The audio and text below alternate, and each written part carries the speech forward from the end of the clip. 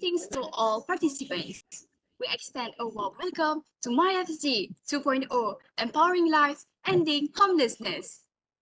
Ladies and gentlemen, as we prepare to commence the ceremony, I kindly request your attention. Let's ensure we maintain a calm and respectful atmosphere by observing good manners and ethics throughout this event. Please remember to keep your microphone mute at all times to prevent any interference. We appreciate your cooperation. The ceremony will begin shortly, so please stay tuned and follow any instruction provided. Thank you.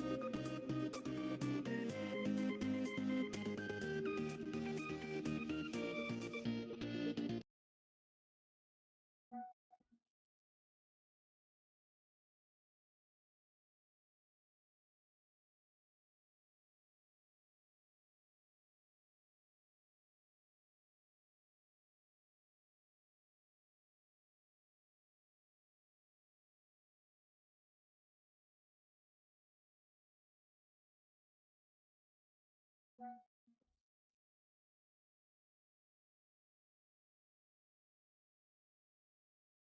hello. The test. Testing.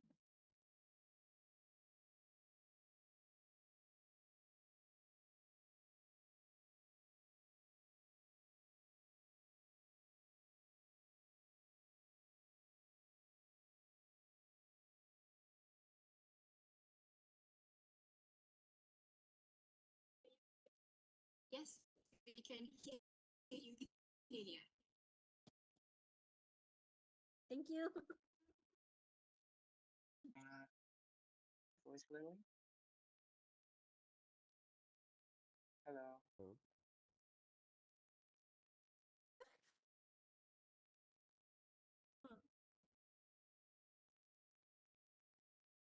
Ya, kepala korang keluar ke? Ah.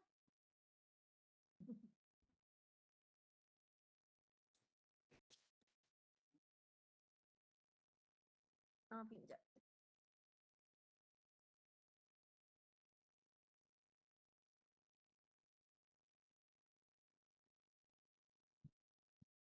Mr. Dennis, can you try your mic? Okay. Sorry. Hello, can you hear me? Yes, I can hear you. Thank you. Okay, great. Thank you.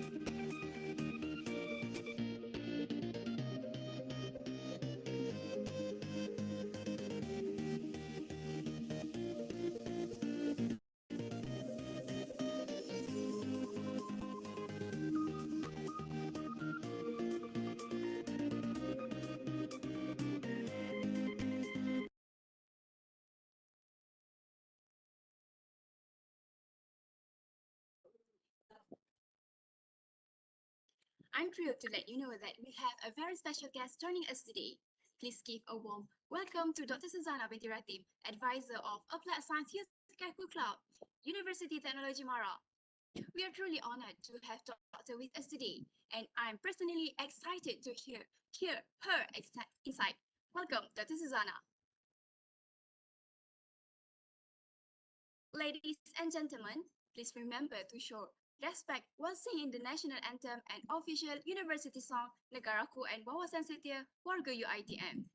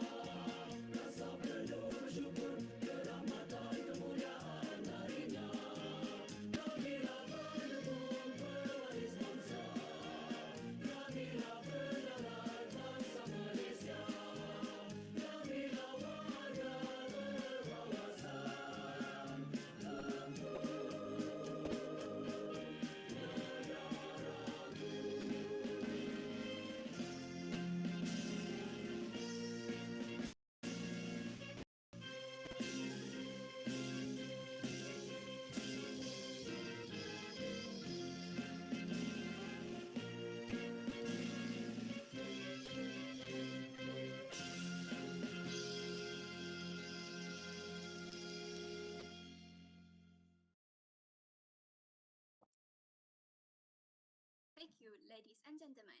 You may take your seat. Yang dihormati, Dr. Suzana Binti Ratim, Advisor of Applied Science Musical Club, University Technology Mara, our respected panelists, Mimiliana as a representative for UITM, well known as co-founder of Be Kind and also Feeding for the Needy, Muhammad Nur Danish Adha bin Muhammad Herwat, representative from Malaysian Student Association in France, MASAF, and Arya Pradipta, representative from Institute Teknologi 10 November ITS. Nur Adriana Shafiqah binti Aziz, Director of Myfsg 2.0, Empowering Lives, Ending Homelessness, lecturers of University Technology Mara UITM, as well as all students of the Faculty of Applied Science and participant in the Myfsg 2.0 Empowering Lives, Ending Homelessness. Assalamualaikum warahmatullahi wabarakatuh and greetings. Welcome to our forum, Myfsg 2.0 Empowering Lives, Ending Homelessness. I am Nur Nadira binti Shamsul. And Nur Adnan Shazwani binti Abdul Latif are honored to serve as your moderator for today. To commence our program, let us unite in a moment of prayer. We would like to invite Amira Shazwan Khalidi to lead our Dua recitation for today. So please welcome. Assalamualaikum warahmatullahi wabarakatuh. Al-Fatihah.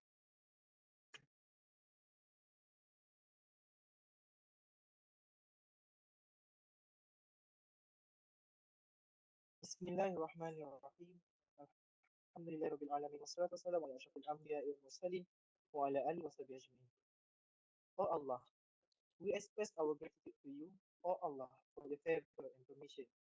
Today, we, your servant, are able to gather and come together to make my FSG 2.0 a success. We seek your blessings and approval for our program. Ya Rahman, Ya Rahim, blessed be our MyFSG 2.0 program today. Indeed, you are all-knowing, and we here seek to acquire your best knowledge to develop our understanding as your devoted servants. Therefore, bless and bestow your mercy upon our gathering. Grant us your knowledge, illuminate our hearts with your light and guidance. May all of us easily receive, internalize, and practice it. Almighty Engineers One, also grant us physical health, mental agility, inner peace, and strength of spirit. May we face challenges, compete, and uplift ourselves, our families, our community, and our nation. For Allah, protect our brothers and sisters in Palestine from all forms of oppression. Grant them strength and patience in facing this struggle. Shield them with your abundant mercy. Allahu Akbar, Allahu Akbar, Allahu Akbar. O Allah, show the miraculous power of your might. Reward their sacrifices, tears, lives, and blood in this world with victory in the hereafter through your paradise. ربنا آتنا في الدنيا حسنة وفي الآخرة حسنة وقنا عذاب النار. وصلى الله على سيدنا محمد وعلى آله وصحبه وسلم. والحمد لله رب العالمين.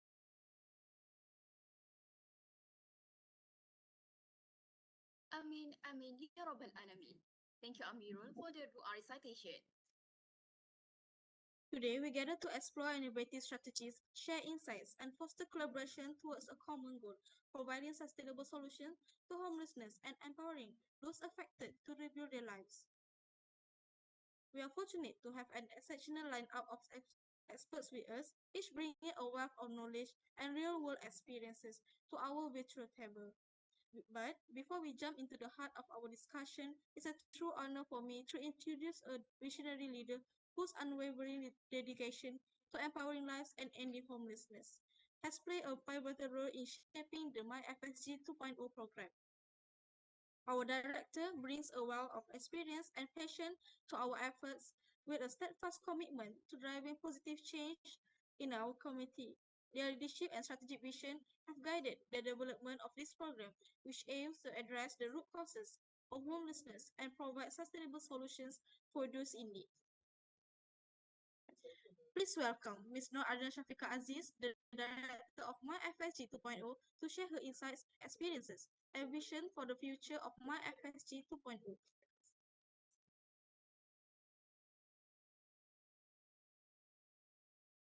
Bismillahirrahmanirrahim. Assalamualaikum warahmatullahi wabarakatuh. Yang dihormati Dr. Suzana binti Ratim, Advisor of Applied Science Youth Care Crew Club, University Technology Mara. Our respected panelists, Mimi Lena, as a representative for UiTM, well known as science and participants in the Myfsg 2.0 Empowering Life Ending Homelessness. It is with immense honor and gratitude that I stand before you today as the director of Myfsg 2.0 Empowering Life Ending Homelessness. 2 years ago, Myfsg 1.0 have been held internationally discussing on science education and career opportunities during and post-pandemic COVID-19. Myfsg itself and MyFSG itself stand for My Futurism of Science Global that cultivating futurism and developing science capabilities for homelessness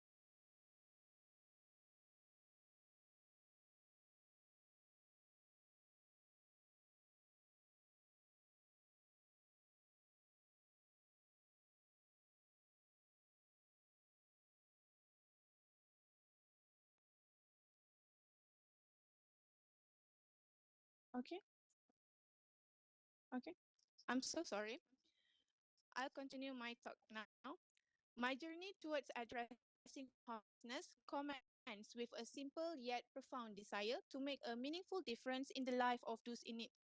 Through active engagement and collaboration with esteemed organizations such as the Institute Pemimpin Muda Club, I had the privilege of witnessing the transformative power of compassion and action firsthand. Together, we have diligently contributed a lot and access resources to the homeless population in Kuala Lumpur. From orchestrating outreach programs to facilitating access to critical services, our collective endeavors have touched countless lives and instilled hope in times of adversity. In my capacity as director of MyFSG 2.0, I have been profoundly moved by the profound impact of our initiative. From empowering individuals to build their life to nurturing a sense of community and belonging, the ripple effects of our endeavor far beyond surface level changes. Homelessness is not a simple task of navigating challenges and assuming significant responsibilities. It demands unwavering dedication to our mission, a steadfast commitment to addressing complex issues, and an unyielding pursuit of innovation and excellence. Yet, amidst these challenges, there exists profound fulfillment in knowing that our efforts are effecting tangible change in the life of others. Today, as we convene to discuss and strategize ways to advance our mission of empowering life and eradicating homelessness, let us draw inspiration from the stories of resilience and hope that surround us. Together, we pose the power to forge a brighter future for all. I extend my heartfelt gratitude to all those who have demonstrated unwavering support and dedication to this program. Your commitment serves as a source of profound inspiration. Let us continue to collaborate hand in hand, knowing that our collective efforts can catalyze real and lasting change. To all involved, including our Bureau and forum participants, I extend my deepest appreciation. Thank you. Thank you, Ms. Nur Adel Shafika Aziz, for the well speech. Now, I am excited to introduce our advisor of Applied Science UK Club, University Technology Mara, whose exceptional standing to address one of the most pressing issues facing our community and to empower those in need to rebuild their lives. To our students, truly academically accomplished, but also socially conscious and actively engaged citizens who are committed to making a difference in the world. The impact of this program extends far beyond the walls of our campus. By empowering individuals, families, and community to overcome homelessness and build brighter future, we are contributed to a more just and equitable society for all. Together, we have the power to create lasting change and leave a legacy for compassion and hope for future generations. Finally, I would like to express my deepest gratitude to all those who have contributed to the development and implementation of Myfsg 2.0 program. Your dedication, passion, and tireless effort have made this initiative possible. And I'm confident that together we will achieve great things. Thank you, and let's continue to work together towards a future where every individual has the opportunity to thrive and succeed. With Bismillahirrahmanirrahim, business. Wabillahi taufiq wa hidayah. Assalamualaikum warahmatullahi wabarakatuh. I would like to thank Dr. Suzana Bitiratim for her meaningful speech just now. All right, everyone, get ready for an engaging visual journey. We are thrilled to share with you a montage video that showcases inspiring initiatives from 3 distinct countries, Malaysia, France, and Indonesia. This video will give us a glimpse into the diverse approaches being taken to address homelessness in different parts of the world. So sit back, relax, and let's immerse ourselves in this captivating experience together. Through this montage, we will witness the innovative approaches and impactful projects aimed at addressing homelessness and empowering lives in these nations. From community-driven initiatives to government-led programs, each country brings a unique perspective and set of solutions to the table. Let's dive into the narratives and accomplishments captured in this montage, allowing ourselves to be moved and enlightened by the collective efforts to address these critical challenges. Now, without delay, let's shift our focus to the screen to watch this humanizing journey together. The first montage, brought to you by UITM, offers a glimpse.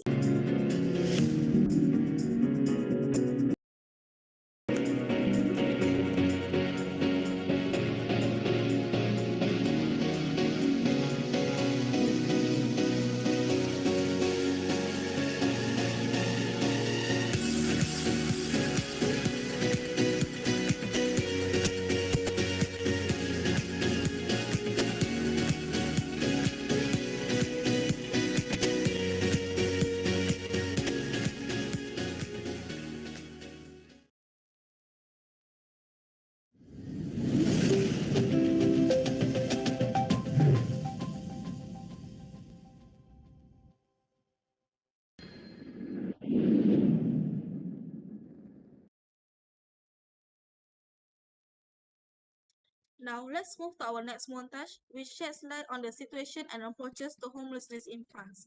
Through captivating visuals and compelling narratives, we will gain valuable insights into the challenges faced by the homeless community in France, as well as the progressive solution and support systems in place to address their needs. Prepare to be inspired as we delve into this illuminating exploration of homelessness in France.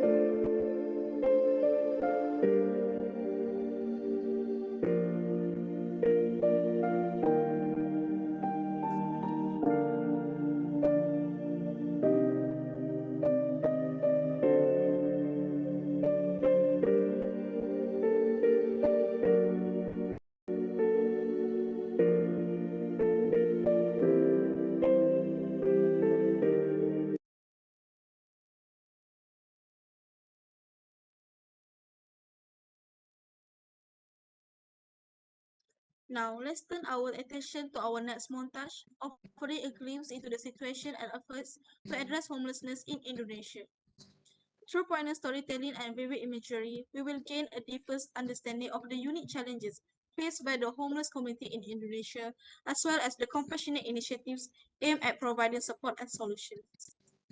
Join us to explore the landscape of homelessness in Indonesia, uncovering stories of resilience and hope.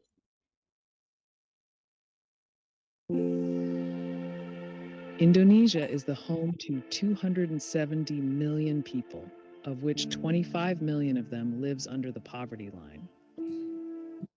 Homelessness is prevalent in parts of Indonesia, mainly the big cities. People live in semi-permanent houses that is made out of everything they can find: wooden planks, used steel, and building on top of lands that aren't theirs. Under the bridges, where it provides them with protection from the harsh weather, on the sides of the river, where it can flood anytime, side of the railways, and in the streets. They have no access to proper housing, because public housing scheme is not popular here. And thus, a proper housing has become more of a luxury. It has become more expensive in the cities for middle class, let alone for those who lives under the poverty line. Land became more limited, while population growth is uncontrollable, with not only rising birth rate, but also more people moving into the bigger cities from their rural houses.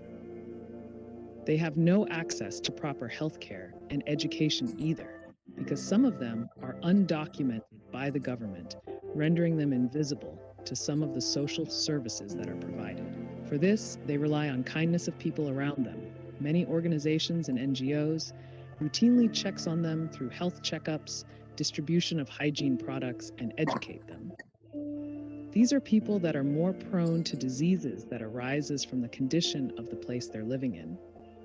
Most prominently, dengue fevers, influenza, diarrhea, and especially during the pandemics, where they have much less protection to COVID-19. Homelessness will only grow because jobs are became more limited as there are more supplies of workforce compared to actual demands. People flocked to the cities in hope for securing a proper job, something they couldn't find back in their rural hometown. Some of them secures one, but some of them fails, ran out of money, and living in the streets because they can't afford to return back home. Many homeless people rely on scavenging for plastics and recycle labels that can be exchanged for money, and some of them works daily jobs such as street sweepers and cleaners, jobs that are paid so much less, but at least brings the food to the table. This is a problem that needs immediate intervention from the government, because even the Indonesian amendments stated that the state will take care of neglected children and poor people. This is a structural problem that requires intervention from top down, making sure that healthcare and education became more accessible and more job creation that are in line with the growth of the workforce through schemes and regulations that, when properly implemented, will flatten and even lower the curve of the growth of population under the poverty line.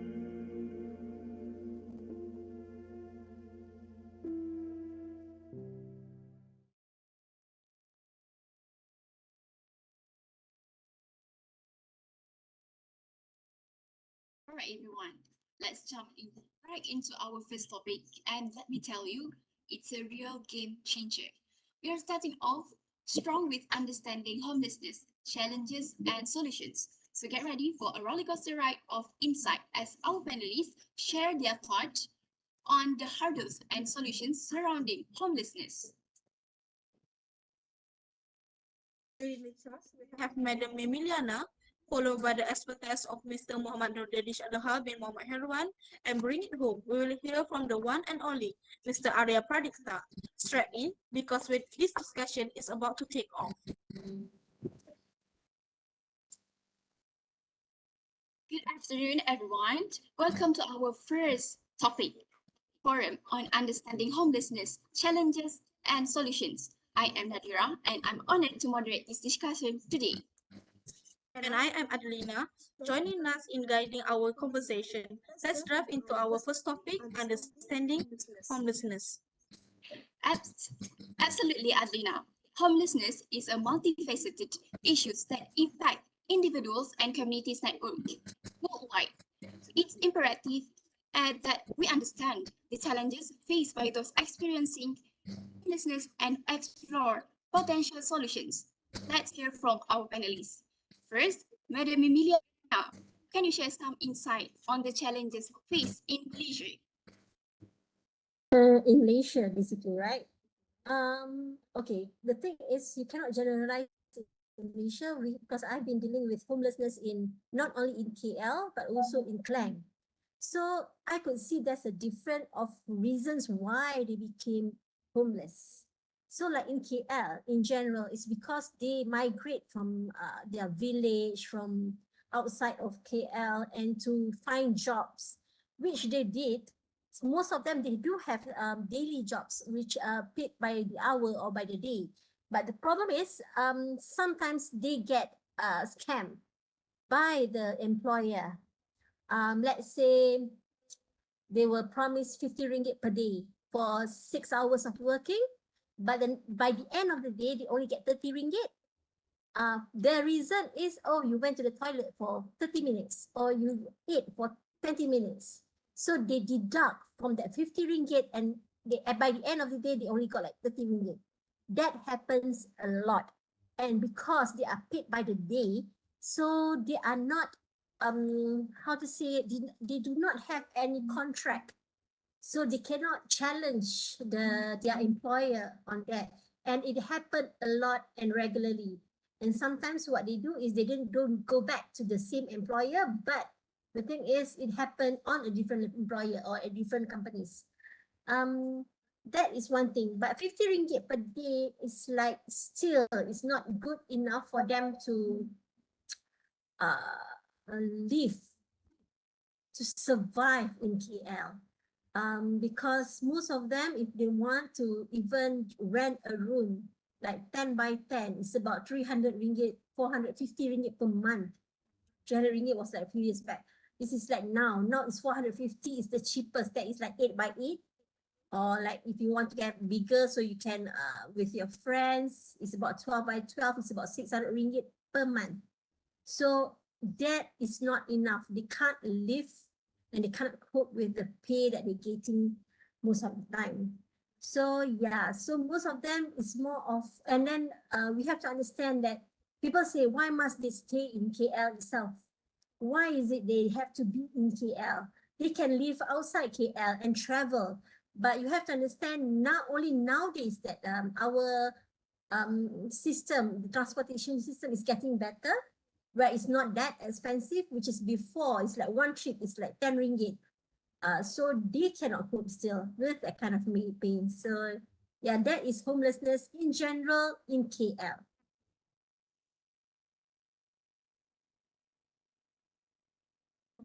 Okay.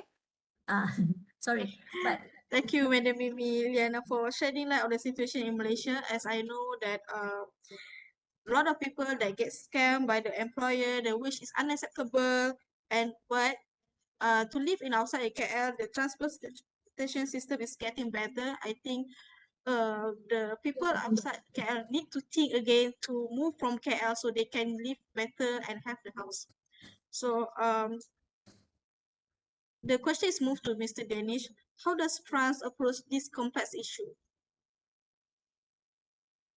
Okay, so hello. So in France, normally, well, I'm gonna start by saying like what are the causes of like homelessness.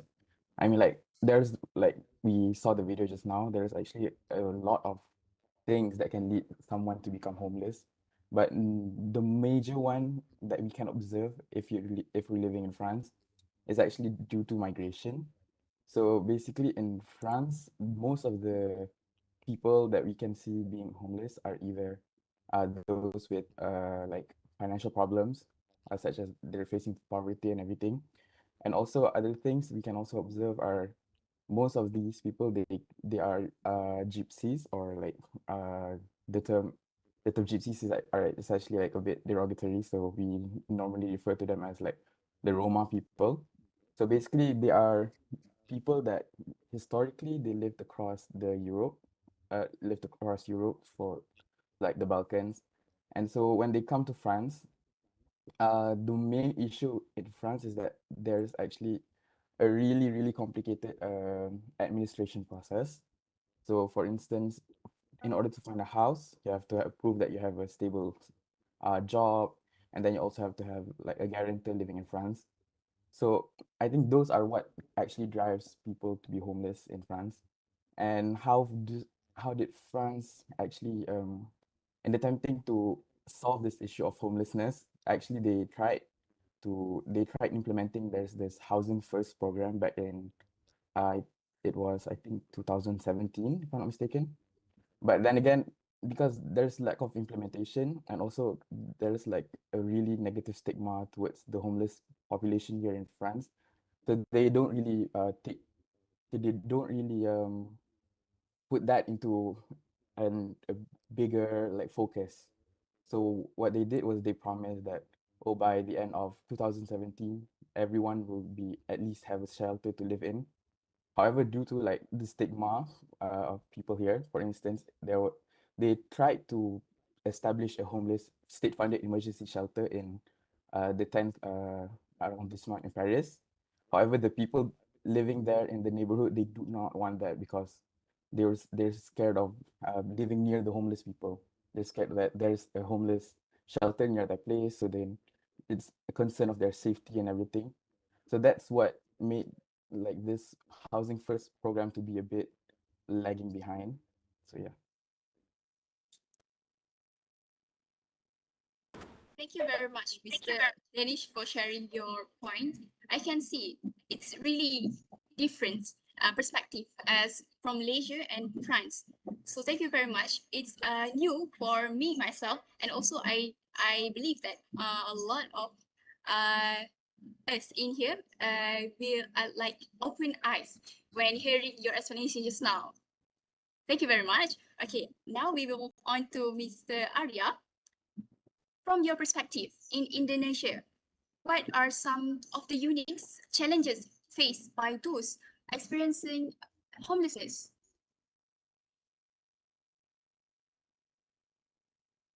Okay, so thank you very much.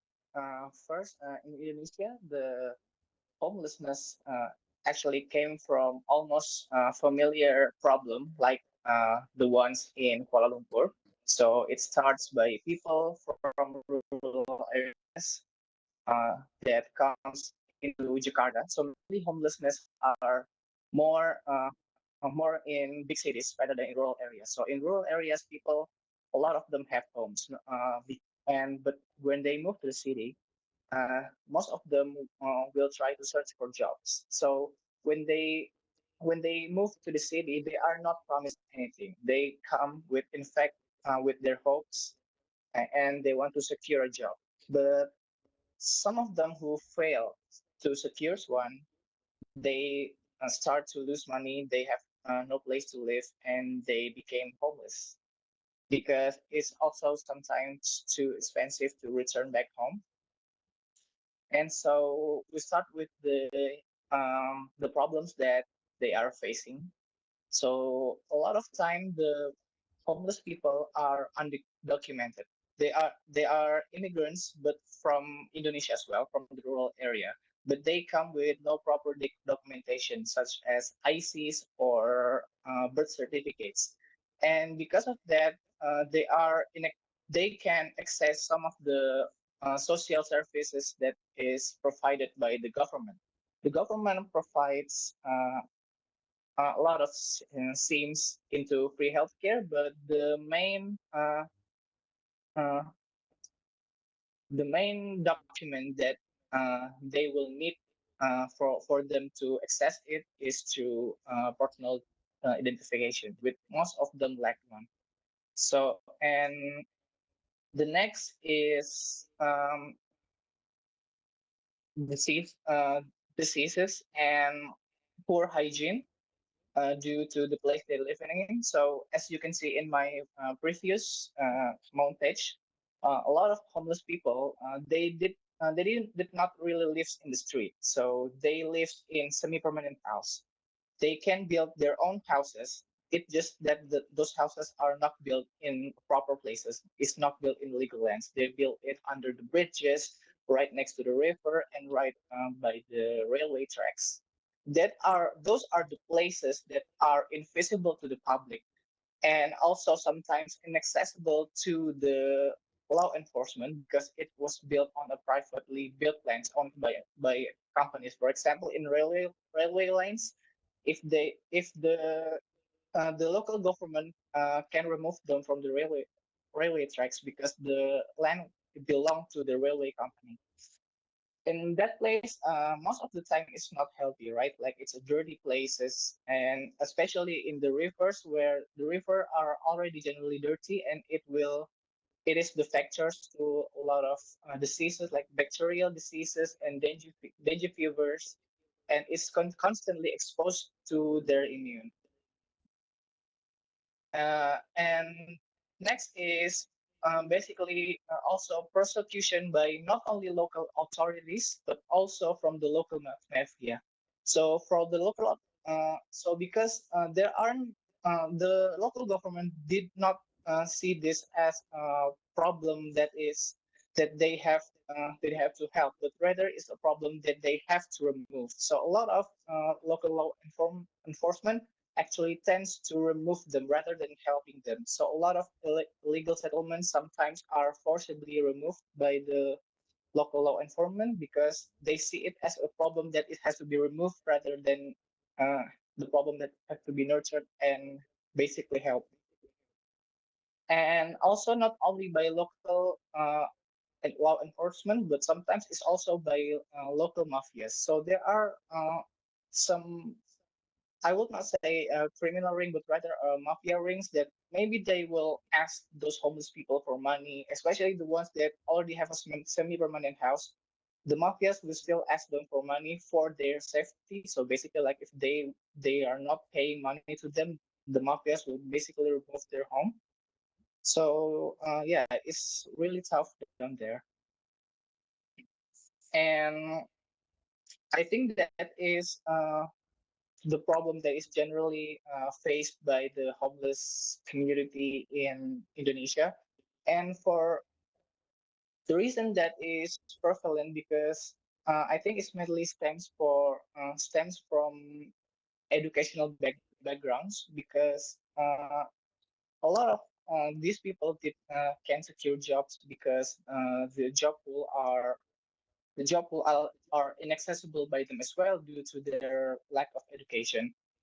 And this poverty is became structural and is a problem that sometimes we can solve it. It needs to be solved top down by the government. And that is for my insights for today.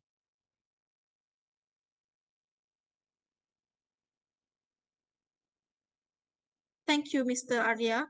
So what I get from your point is there are a lot of people from Indonesia that from other district that move to cities, that there are no place to live, and then the prosecution from authorities and also about the educational background that differentiate them how to leave the house or not or become the homeless.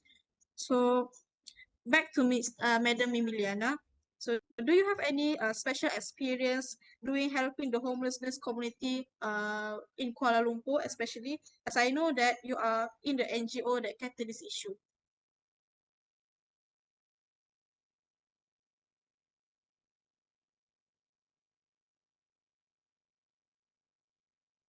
Madam Mimi? Sorry. Okay. What specifically that you want to know? Because in Malaysia itself, we have different kinds of homelessness. In general, in KL, it's basically the young people, but also we have also the elderly that basically they chose not to go to the homes, okay, but they chose to be on the street, not on the street. Basically, they rent a very small place, which is sometimes covered by the JKM and things, and people like that, by that authority. So they choose to be there instead of going to shelters, to homes for the elderly. we also have families that actually stay uh, on the street, or they sometimes on the street and sometimes they do have rooms that they stay. So it it has different, oh sorry, it has different what you call that, different way to cope with, talk to them, to see how what we can actually do when it comes to them. So like family, it's easier to basically um to how to say it, how to get them out of street for families.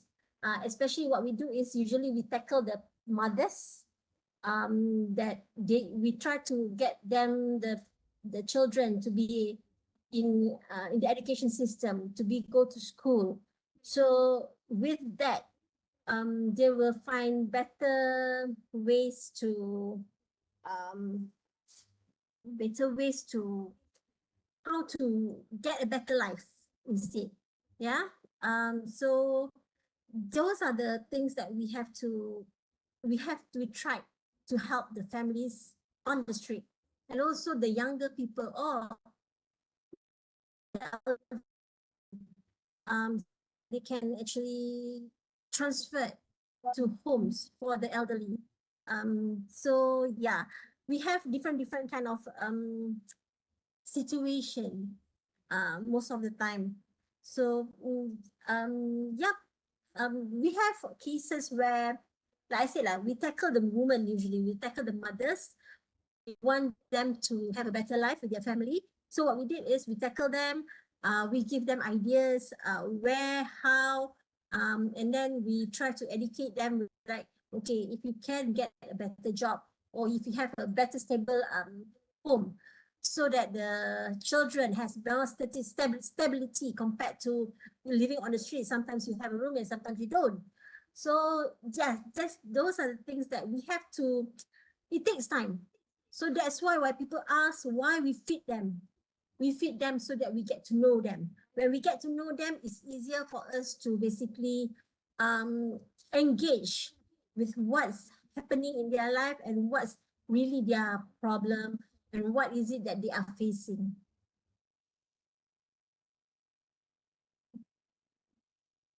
Thank you very sorry. You want No, to continue? yeah, no, anything else?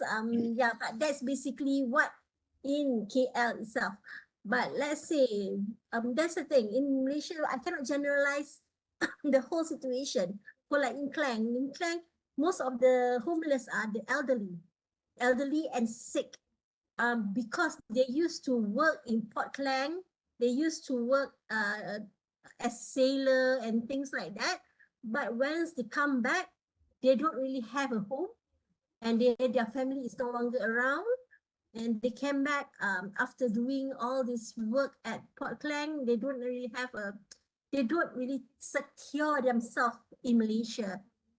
They don't bother about buying a house or at least have a place to stay because they always travel. So you will see that in Port Klang, a lot of them actually used to work there, used to be a sailor, used to work in ships and things like that. So that's why it's quite hard for me to generalize the whole situation, because we face different things in different places. So, but generally is, yeah, we have to uh, tackle them mentally first. Okay. Okay, thank you very much, Madam Mimi Iliana. Because now I can say, I can clearly understand that each single, even in Malaysia itself, we have 14 states. I believe that each single of state, we have different culture. I mean, different kind of homelessness. Yes, regarding to the state itself, the culture of the state, is that true? Are you agree with me? Yeah.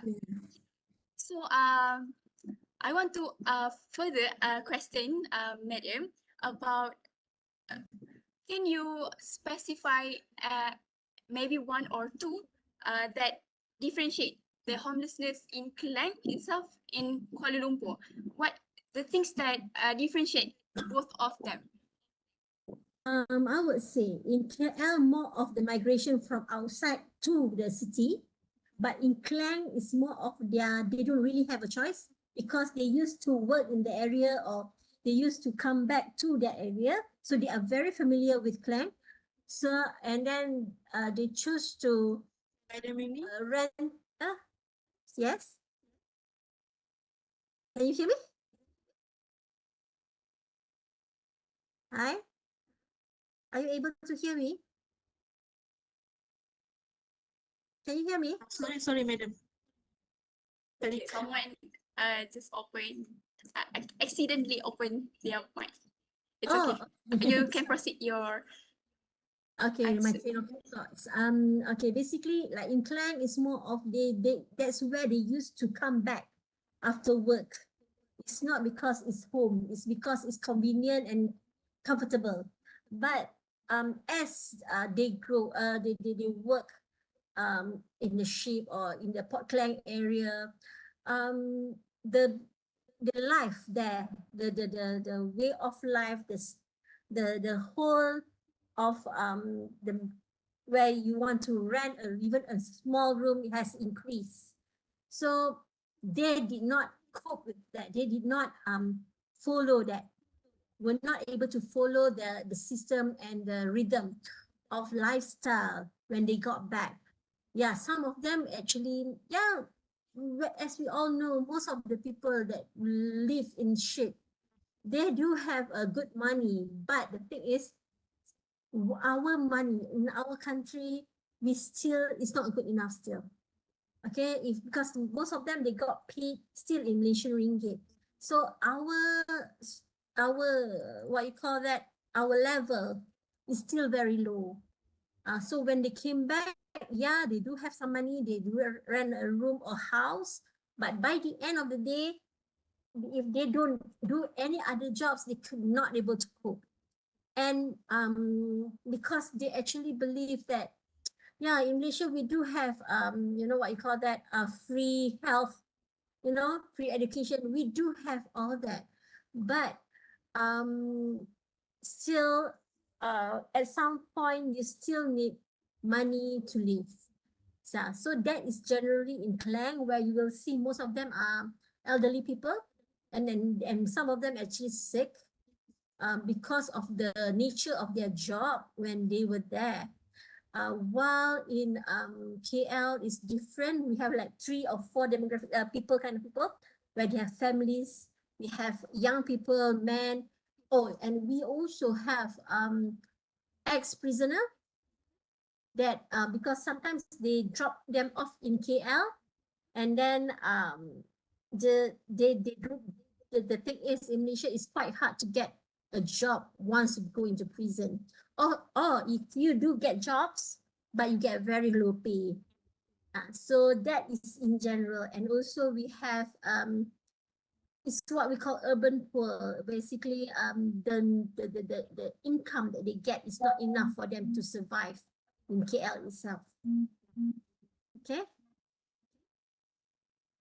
Okay, I get the point, and it's really clearly stated. And now I agree. Even me myself, I'm not too know about the homelessness in KL and also in Klang. So now I care about that, and I believe all of us in here understand and know more about this. Okay, thank you very much. Right now, I want to switch to Mr. Arya as from the first questions. So I interested to know more about the local mafia. I believe that this kind of reason, local mafia, actually have in other countries too. But this is untold story that uh, they don't want to share to the others. So I want to know about the local mafia. Is there any uh, law action that taken by the government of Indonesia, or how? Can you explain more about that? Okay, so basically, okay, thank you. So the local mafia in the question in Indonesia, we call it preman. So yeah, it's sometimes it's an individual and sometimes it's more of a whole organization.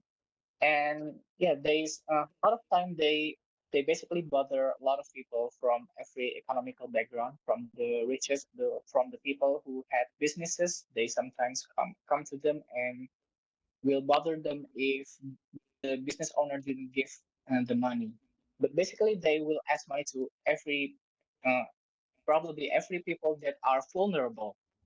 And this, and of course, the homeless people are also vulnerable to this kind of organization, and because they basically have no self defense, and also uh, they lack protection basically by given by the local government and the law enforcement.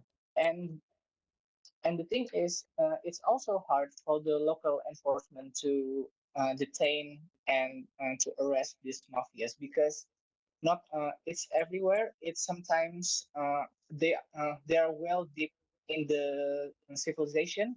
As you know, the Jakarta metropolitan area is home to more than 30 million people, and and secondly, they are sometimes protected by their neighbor. The neighborhood sometimes protect them from the local authorities, because yeah, they do bad things to others, but they sometimes do good things to the neighborhood that protects them. And also sometimes, unfortunately, the mafia was also have ties to local enforcement, maybe through bribery, through maybe some illegal corporations between the law enforcement and the mafia. That is one of the most prevalent problem in the law enforcement in this country, is that the bribery works well, and sometimes it's not not only it's hard. Sometimes they just didn't want to. It's a ticking time bomb, and I think me as the residents, we have to basically make them not the mafia, but the law enforcement, make them more. Uh, we basically push them and at them for their, yeah, what's the word for that? The integrity and also their responsibility.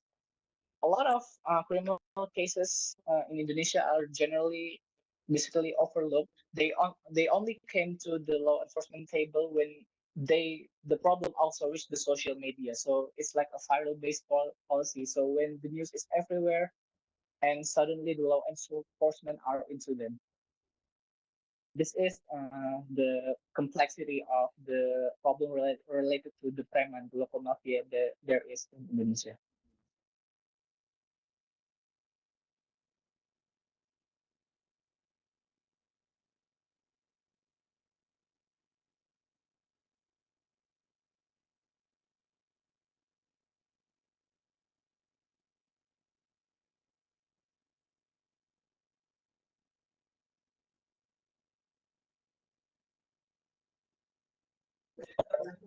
Okay, thank you, Mr. Arya, for explaining about the local mafia.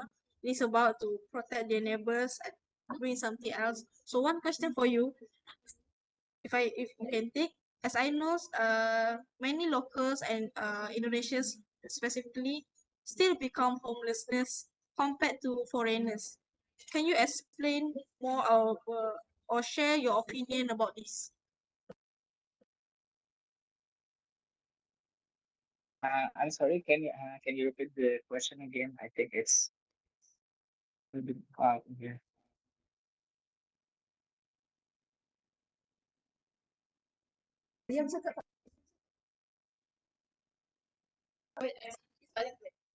Okay. So for the, as I know, the many locals and specifically Indonesians still become homelessness compared to foreigners. Can you share your thoughts about this? Okay. So I want to clarify a little bit about the question. What is the foreigner here that you are referring to? Is that people from outside? What are you comparing the Indonesian people to? Is it the other countries or actual foreigners in Indonesia? Uh, so the foreigners is about someone that did not the citizen from Indonesia but stranded in there.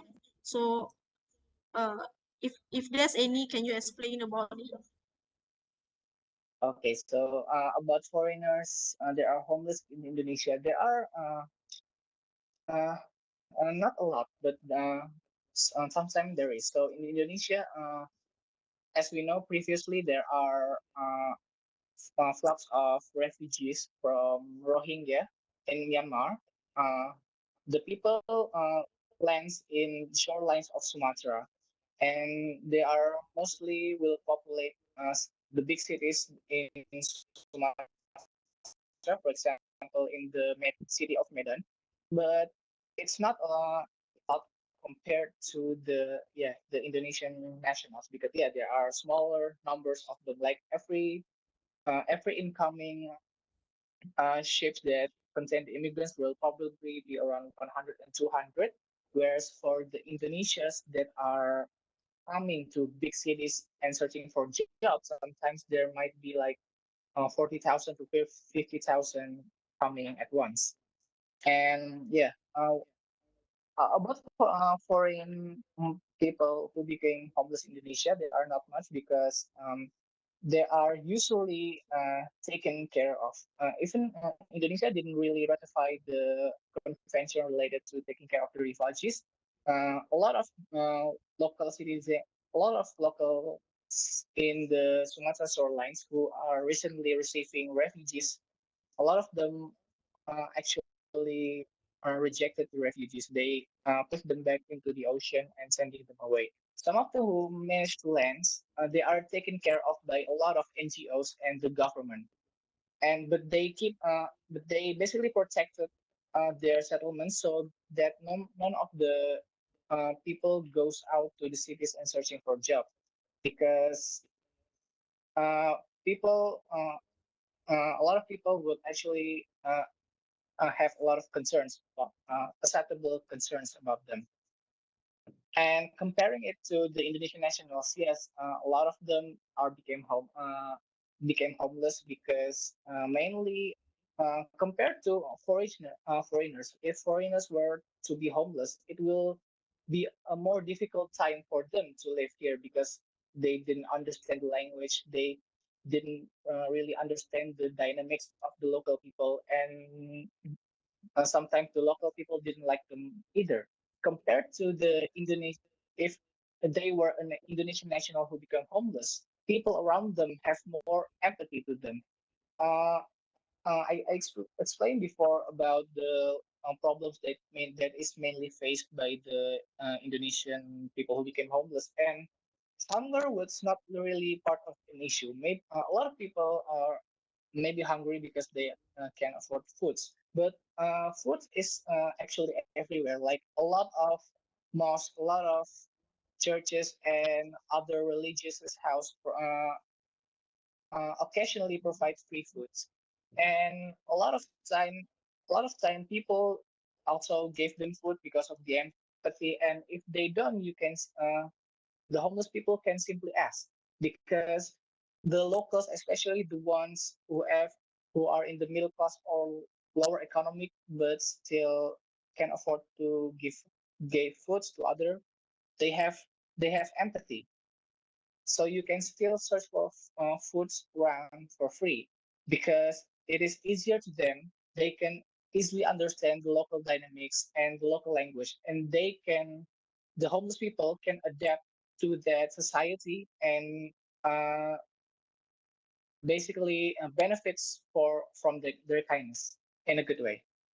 So I think compared to it will be harder for foreign people who didn't understand the dynamic of the society in Indonesia to be homeless compared to the Indonesian one.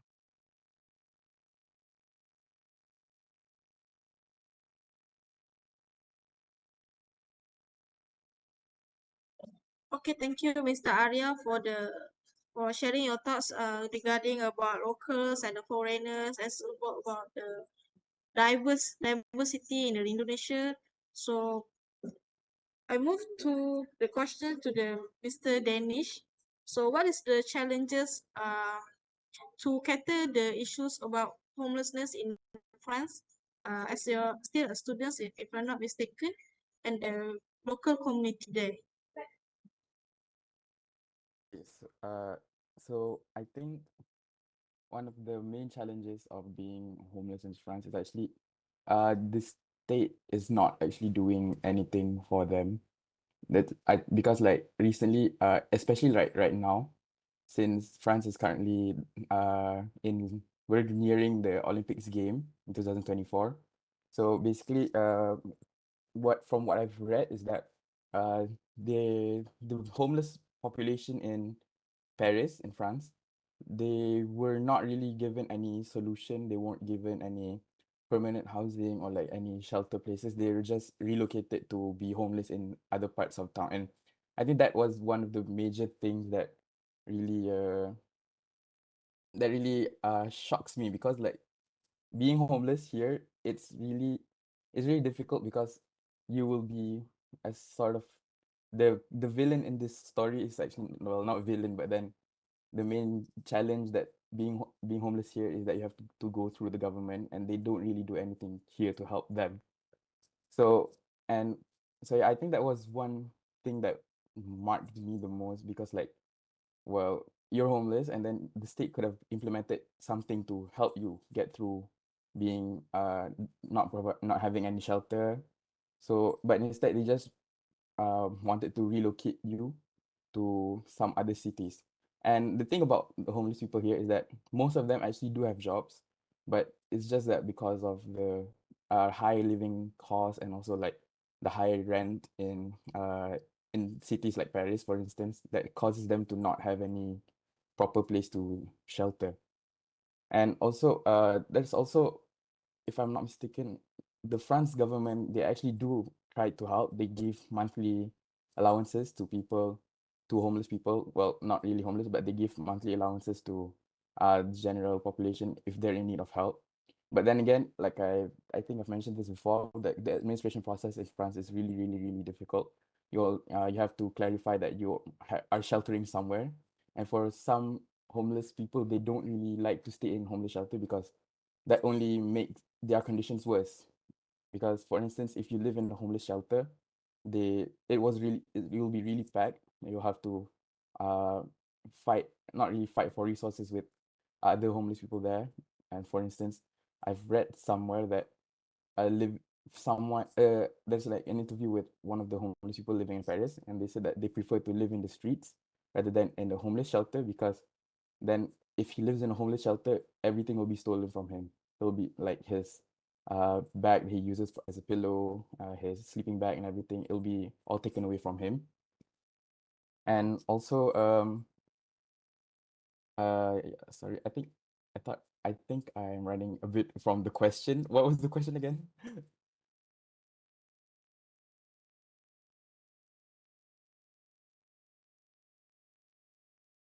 Hello? But yeah, I mean, like, basically, for us as a society in France, especially me as a student, we actually did try to like showcase like empathy. We tried, but then again, some of the homeless people here also, they really don't really want money, because especially in the place I'm living at, most of them are actually just sitting there. They do get help from government, they do get food, the government prepare shelter, but like as I said, it's not that ideal for them to stay in shelters. So what they do is they are actually begging for money so that they can stay in hostels here. The hostels here cost around it's around 40 euros a night. And sometimes for I think the major population here, they don't really give money to homeless people in fear that they'll use that for something else. For instance, drugs and also alcoholism is very prominent here in areas in cities like Lille, the place I'm staying at, in Paris. So that's why most of the community here, they don't give money.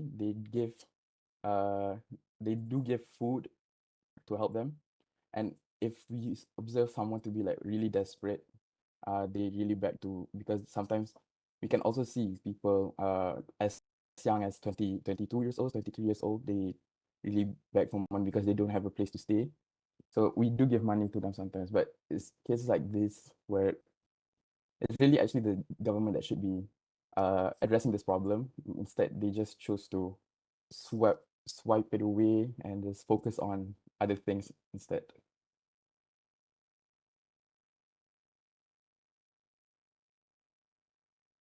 Okay, thank you very much for enlightening about the challenges that happening in France. Next, I want to ask another questions also regarding to the France. That in France, is there any like verified non-government that will help the homeless over there?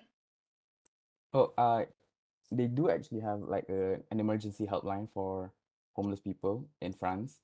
But then again, the homeless people here, because the majority of them are migrants, they actually have like a fear that if they contact this emergency helpline, they'll actually be deported from France. So that is one of the major problems also, because for them, the government don't really want to help them.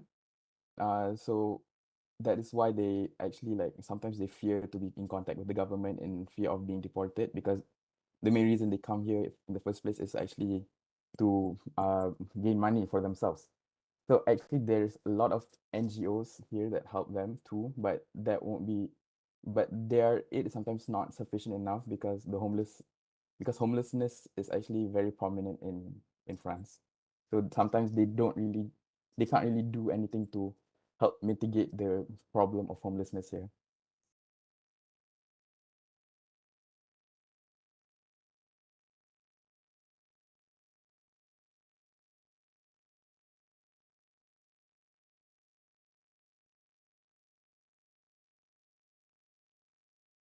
Okay, thank you, Mr. Danish, for elaborate for answering for the questions.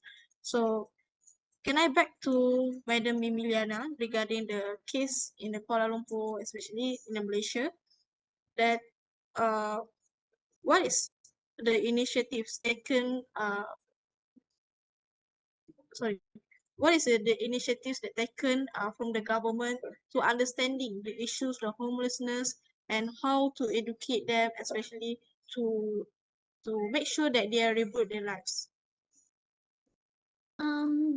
For the homeless, I think for childcare, mainly in KL, they do have the Medan Gelandangan in the just right in front of hospital KL. Okay, they do have like a pusat, I can't remember the name, but where the center is for the education of the students, or some activities can be done there for the homeless in KL area. But the thing is, they do prepare, they do have the place for the homeless, but to do the activities, to feed them, to make sure that they do something, they expect us, the NGO, to do it.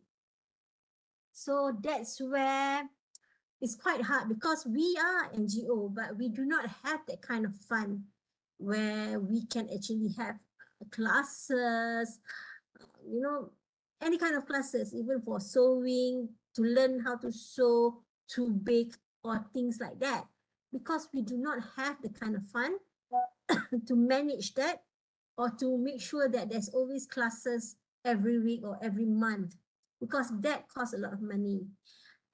So that's where it became, yeah, there are activities, but not as not to compare to the number of homeless in KL itself. So yeah, there are steps taken by our government, but it's just that they do expect us, the NGO, to do the activities.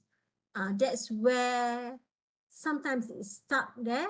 Yeah, we can do like maybe every 3 months, but we can't do it every week, which we need to do that every week or at least every 2 weeks, because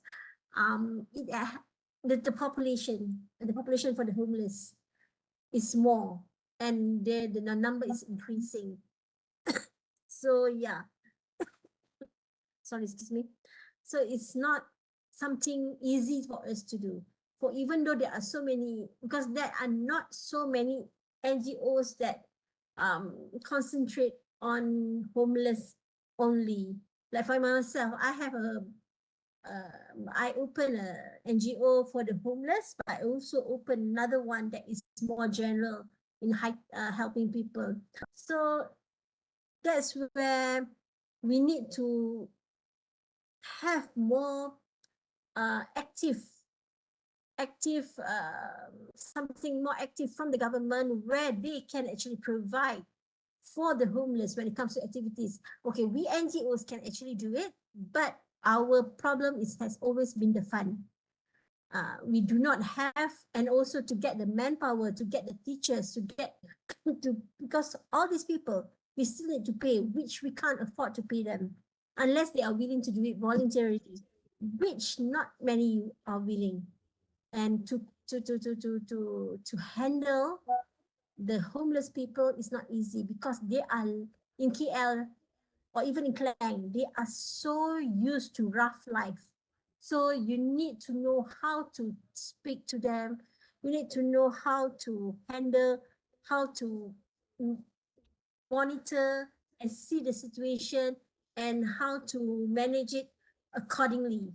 We can't just simply, okay, we're giving you a job, why don't you go to that place and then get, we can't do that to them, because it's not as simple as that. Yeah, so that's one thing lah. Okay, yes, our government has done a lot of things, yeah, to build up a place for them to learn, but it's just that we need more. We cannot uh only rely on us, the NGO. Okay.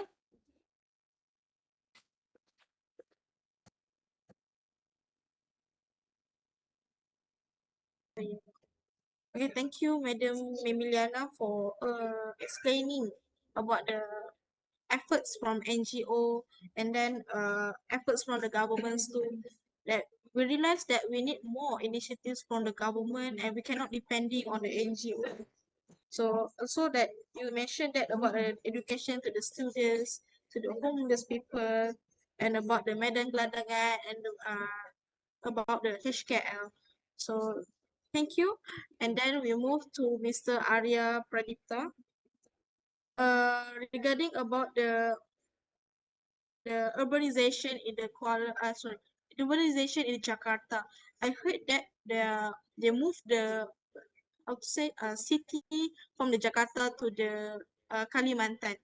Can you share your thoughts about this, the landscape? I think it's quite different about the Jakarta and the Kalimantan, right? So can you explain if there's any homeless in the Kalimantan compared to the Jakarta? Okay, so yeah, recently we are Indonesia is building a new capital in Kalimantan, and the rationale is that in Jakarta it has become more prone to floods, and because it was located in exactly in the right behind right beside the sea, it was more prone to the rising of sea levels. So they moved to Kalimantan, where it was more farther from the ocean, and Kalimantan are generally more safer to big disasters such as earthquakes and volcanoes. And how about homeless? So basically, uh, for gets up, they moving the capital is not done yet. It's still being built, so it will be a completely new city. And I don't think they will have homeless people in the new capital, because they there are newses that insist that they will make the place as clean as possible, and one of the keys in pushing that is by not allowing all kinds of people who will make the environment look bad, homeless included. And I don't think the homeless people will migrate to the new capital either, at least of now, because uh, the what's moving to the new capital cities is the government offices, such as presidents, a lot of ministries, and a lot of important offices. But Jakarta will still be Jakarta, and Jakarta is just like Kuala Lumpur is the economic center of the whole country. And so a lot of people will still live in Jakarta. A lot of people will still make their living in Jakarta. It will still be a very big city with a lot of opportunities. And so I think people will still migrate to Jakarta in search for a better living. And so does the homeless that already live inside them. They will not move everywhere, and the people outside uh, Jakarta, I think uh, will still find a job and a better living in Jakarta and not in the new capital city. That's my 2 cents. Thank you. Thank you very much for your sharing about the issues of changing the capital from the Jakarta to the Kalimantan. Okay, right now I want to ask Mr. Danish about okay, we know that France is the country that have 4 seasons. The changes from winter to uh, uh, another season. We know that each season have different temperature, different things that need to we need to sesuaikan diri saya. So I want to know about the proper healthcare due to the 4 seasons. Is there any specific or challenges that will affect the homelessness due to the changing of the seasons? Okay, so actually, our one of the major concerns for homeless people here is actually during the changing of seasons. So the two most I guess the two most extreme seasons that usually the homeless people would find themselves really there is it'll really be difficult for them to brave through are winter and also summer. So during winter, the temperature here can get very cold. So sometimes, for instance, in my city, Lille, it can get up to -12. So especially during peak seasons, so for instance, like January or like mid-January, early February. So usually for homeless people, they really, since they don't have shelter, most of them would have to brave through these seasons alone. And if, for instance, they don't have, for instance, like in winter, they don't have any tent, they don't have like sleeping bags, they sleep on cardboards and everything. It'll be really difficult for them, and eventually that entails to some of them uh being dead because due to the winter cold they can't really, they have issues they catch diseases. So like for instance in 2017, if I'm not mistaken, there's around 400 homeless people that actually succumb to winter cold. So and that really shocks the government a bit. So and for instance during summer, the heat can get very unbearable. So most of them can eventually get heat waves, and they'll eventually be killed due to the extreme heat here. So that's why but I'm not really sure if uh the French government has actually did anything to really tackle this problem. They just proposed to have oh, we have shelters here, you can come and shelter. But then another concern that they don't really think about is that what happens if there is overcrowdedness in shelters that will lead to eventually more and more diseases and problems because of these they're free because they are free they're like really stuck together in one place, and usually these accommodation shelters they can accommodate up to 50 to 100. But then let's say for instance they during peak seasons they were forced to go into shelters in order to survive, but that will entail to more problems, more diseases, probably STDs and everything. So the France government did not actually did anything to really curb this problem, to really tackle this problem.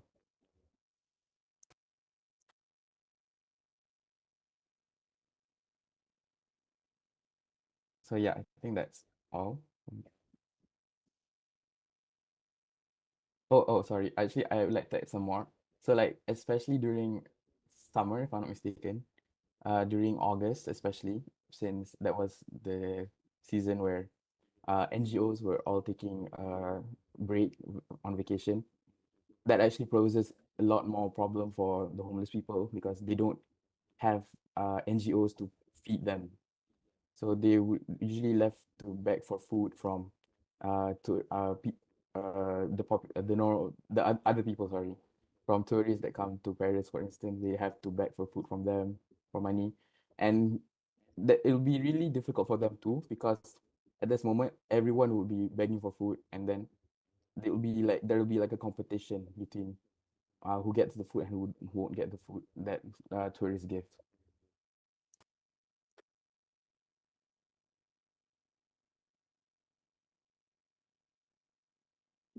Okay, thank you very much for the things that you clear up just now. So I can say that I believe that each single of us really I mean we gain knowledge more about the other country, from Malaysia, from Indonesia, even from the France. So now we will proceed to the next session for the next topic. So now let's shift gear and transition into our next topic, which is regarding to the prevention. As we already covered a lot of ground exploring the complexity of the homelessness. And now it's time to take the next step and focusing on the solutions. In our explorations of homelessness preventions, early interventions, and support system, we will be more proactive. We are talking about the spotting those in need before they hit rock bottom. It's all about lending a helping hand before the crisis hits. We are going to delve into early intervention strategies, beef up support systems, and promote community collaboration. They're not just ideas, they are real-world solutions that can make a world of difference. So let's keep the conversation flowing as we dive into the vital topic. Together, we will explore effective ways to prevent homelessness and build stronger, more caring communities. Ready to make a difference? Let's start. For the early interventions and robust support system are essential in addressing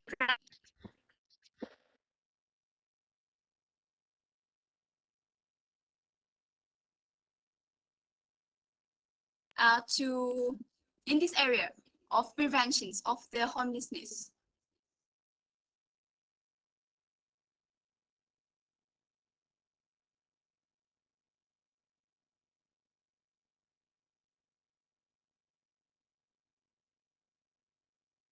Madam Mimi, are you there? No, I lost you just now. I Oh, was not okay. able to hear you. You went blank just now. So can you just Oh, please repeat? I didn't even know that you were okay. asking me. Sorry. Oh, sorry. It's okay. It's okay. I repeat again my questions. For Yeah. the early interventions and robust support system, it's actually crucial things for addressing the homelessness before it escalates. So, Madam Mimi, can you elaborate more on the Malaysian efforts for the area of homelessness preventions? Okay. It's easier to think about it compared to making it happen. We have we do identify when there are new homeless in town. Okay, we see that, oh, this is new faces, and usually we do approach them. But the problem is they still depends on them, they themselves, and why they became homeless. We also have people who went into bankruptcy, they became homeless. So they do have what you call that, the confidence that they can do better. They do not want to live to be homeless. Okay. I would say early education, your childhood, how your lifestyle is from the very beginning is very important, because we could see for those who, I would say, they do have the confidence that they will make it better for their life, would actually try to do something. That we do have a case where they were homeless for 2 weeks already, and we got to know them, and the wife actually approached us and said, I cannot live like this anymore. Yes, I do not have anything. We do not have anything. My husband lost everything, but I cannot let my children to live like this anymore. So yes, we took the steps. We get jobs and we get a temporary home for them and things like that, so that they can at least jumpstart their life. Yeah, we do find this kind of people time to time, but you have to understand, some of them, they came from poor background. They are not educated. They don't even have any knowledge. They just came to the city in the hope of doing better in their life. Okay, but they do not have the knowledge. They do not have the information how to actually do better in their life. The only information they have is, okay, I have money. When I have money, I can do better. That's all. But to actually get out of the homelessness, you have to be mentally prepared, because we do have, where this man has actually gotten better, but we got him to go for courses to learn about cars, and he actually managed to get a job and do well as a mechanic. But he started with pay of 1,200 ringgit, and after 4 years, he got actually 6,000 ringgit per month. Okay, but the whole time he was struggling, because the thing is that he didn't know how to manage his fund, because the thing is, he's single. He has mother's parents at Kampong, but he does not have how to what to do with the money, the extra money that he has. And he was only educated until like Form 3, until like 15 years old. So that's where that's where the knowledge, the information, and the education comes. That's very important. And also to expose these people to the right information. Okay, because there are so many people out there will say, oh, you have money now, okay, why not you invest with me, which turn out to be a fraud.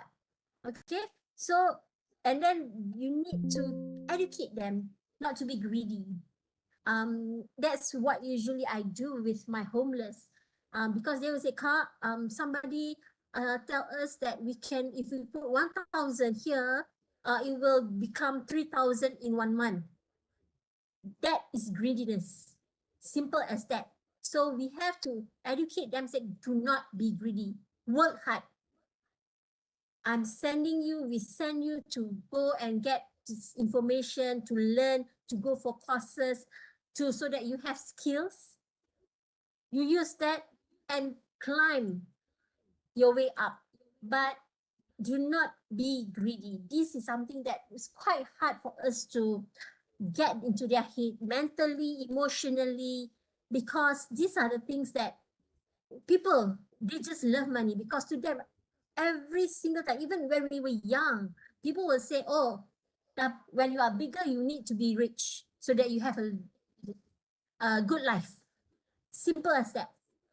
But it's not. To be rich, to maintain rich is two different things. So the same thing when it comes to homeless, yeah, we do help them. We get them out of being homeless, but to get them to maintain the situation is not easy. I was basically on my phone.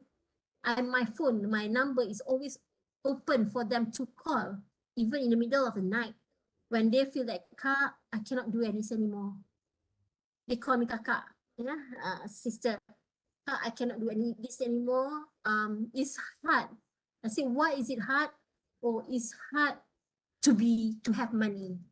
You'll be surprised. They were like, it's hard to have money because right now I do not know how to manage my money. So to me, for the early intervention, how to cope, how to prevent, it all starts from beginning. From our education system, our mentality, how we think, how we educate our youngsters, our children. It's about how confident, how you need to manage your money. Sorry, how to be confident with what you do. Okay, because most of the time they're actually good. Like I said, this mechanic, he has been so good. He became a supervisor, and his pay was 6,000 ringgit, but he still has no confidence to manage the people under him. And the people under him was thoroughly going through and to make sure that he fall. That's the thing also lah, because they know you do not have that confidence. So to me, it's not so much of education. I would say the way we teach our children, the way we teach our youngsters, our teenagers about life in general. But yeah, it's not just to prevent before they became homeless. You have to start young. Thank you.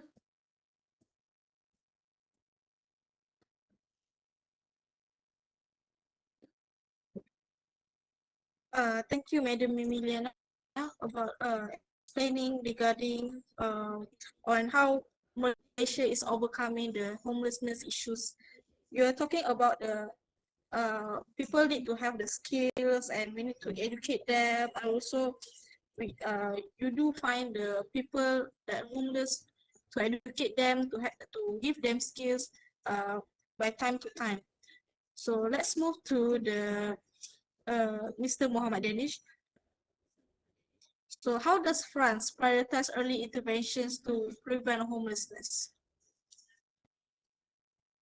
Okay, so in France, one of the things that we have is actually state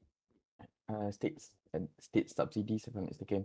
It's like where the state, like I've mentioned before, the state, they give monthly allowances to people, to qualified people. So for instance, if you're above 25 years old and you show your documents that you don't have uh like a stable job income, the state will actually fund you.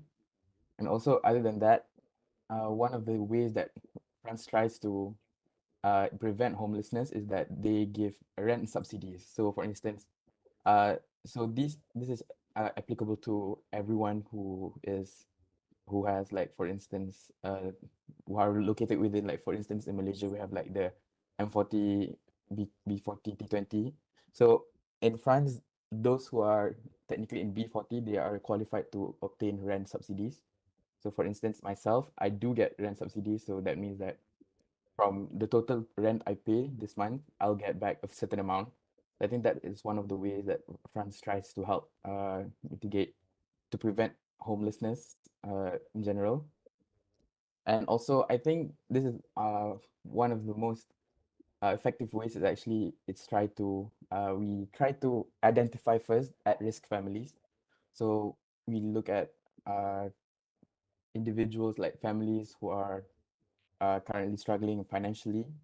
So the state should actually try to intervene and try to help them reach a stable financial level before it eventually spurs into a bigger problem. Because if not, then actually be really difficult, especially if it was a family that becomes homeless, because then there'll be more suffering than usual than an individual. So that is one of the ways. And also another thing is actually what we can do is actually like Miss Mimi said just now, we can try to educate them.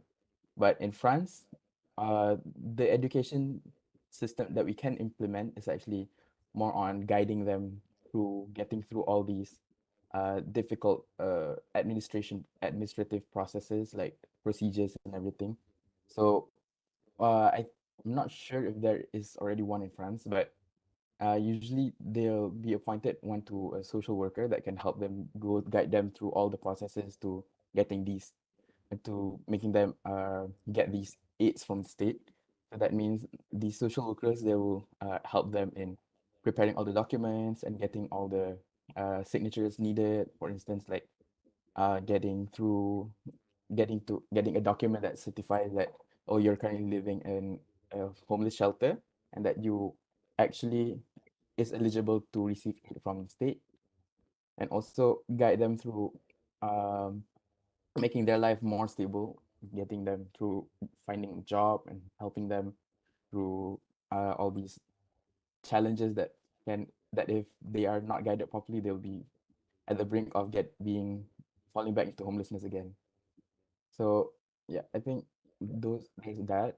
And also another thing is um also making a healthcare possible also, because intervention, for instance, like raising awareness, because there's also cases where in France uh they're homeless because of their drug addiction.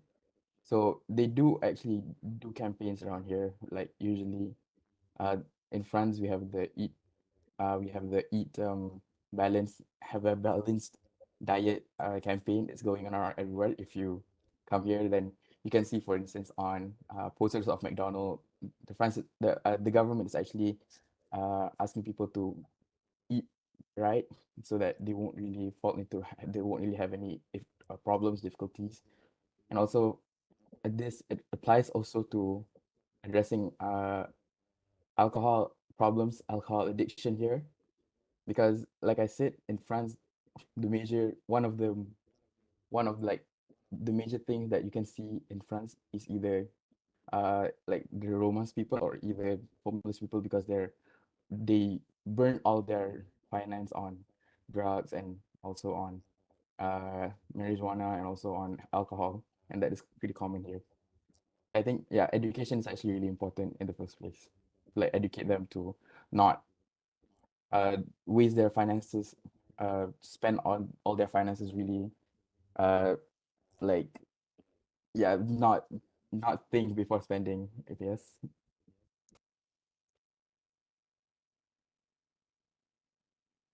Thank you very much, Mr. Dennis, for your answer just now. So from the answer from Madam Mimi and also from Mr. Dennis, we can see that education is one of the things that really important in order to prevent the homelessness. So next, we will ask for Mr. Arya. For Indonesia, what are the strategies that Indonesia does to employ and to prevent homelessness and support vulnerable populations?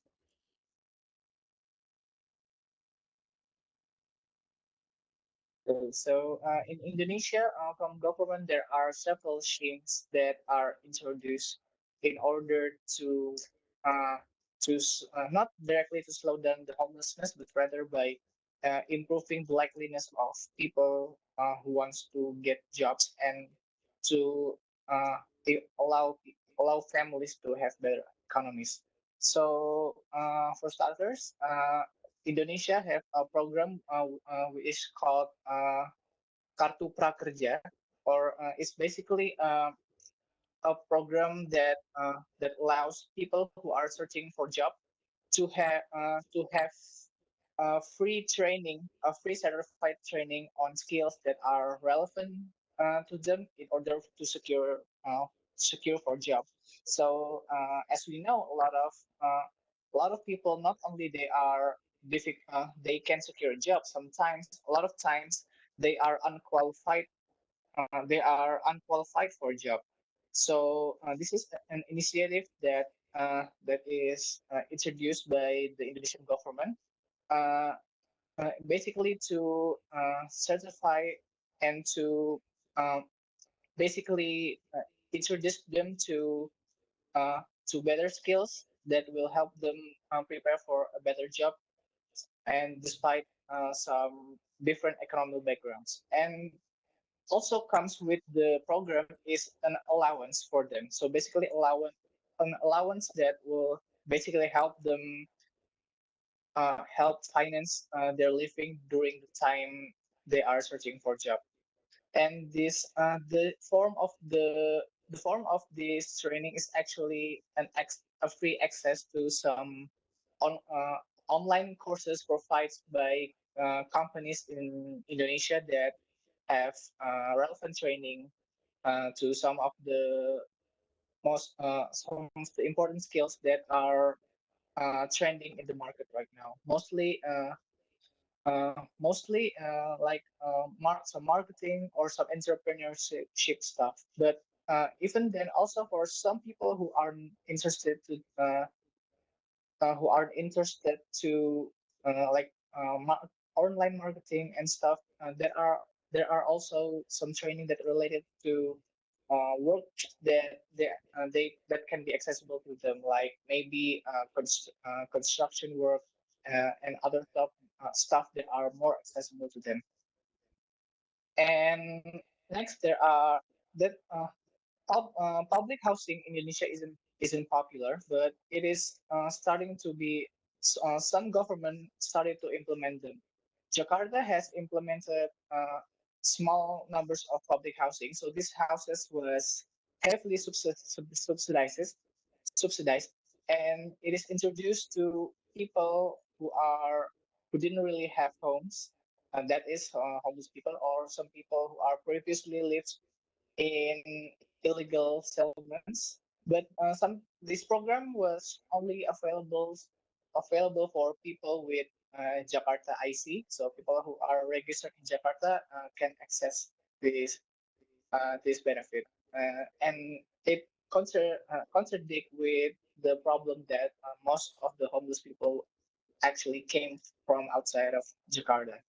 And so this program has to be implemented not only citywide but also nationwide, so that other unlucky people in other cities where there are lack of housing can also have the same rights and benefit as people from Jakarta. And lastly, in Indonesia, we have what we call a keluarga berencana program, planned family. So this start by a problem that most families have more children that they can afford. So people who have limited financial ability, they still have like 5 to 6 children in hope that in the future their children will give back to them. But of course, because of because lack of economics, their children became malnourished, and their children can able to access education, and eventually they will grow up just like their parents. So this is Planned Family Program is actually introduced in 1950s, actually aimed to reduce birth mortality rates to mothers and newborn death and improve economic condition of a family by a maximum of 2 children per family. Not that it is mandatory for all people. So like Indonesia, there is no law that prevent us from having more than two children. But basically, this is a program that will incentivize and help people with a lower economic background to access birth control products and healthcare schemes that are related to mothers and families who are expecting for a child. Has been around since 1950s, and the basically the application of the program become more relevant to today problems. Previously, it was meant only for reducing birth mortality, but right now, I think the program can also help us reduce homelessness. That is for me.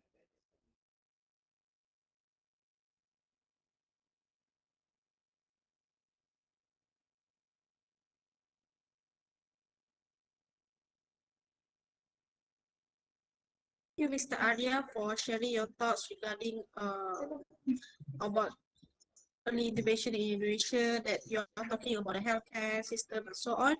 So I just want to chip in short notes to participants. For the participants of Cisco Webex, whether you have questions for our panelists or insight to share from your own experiences, now is the time to get involved.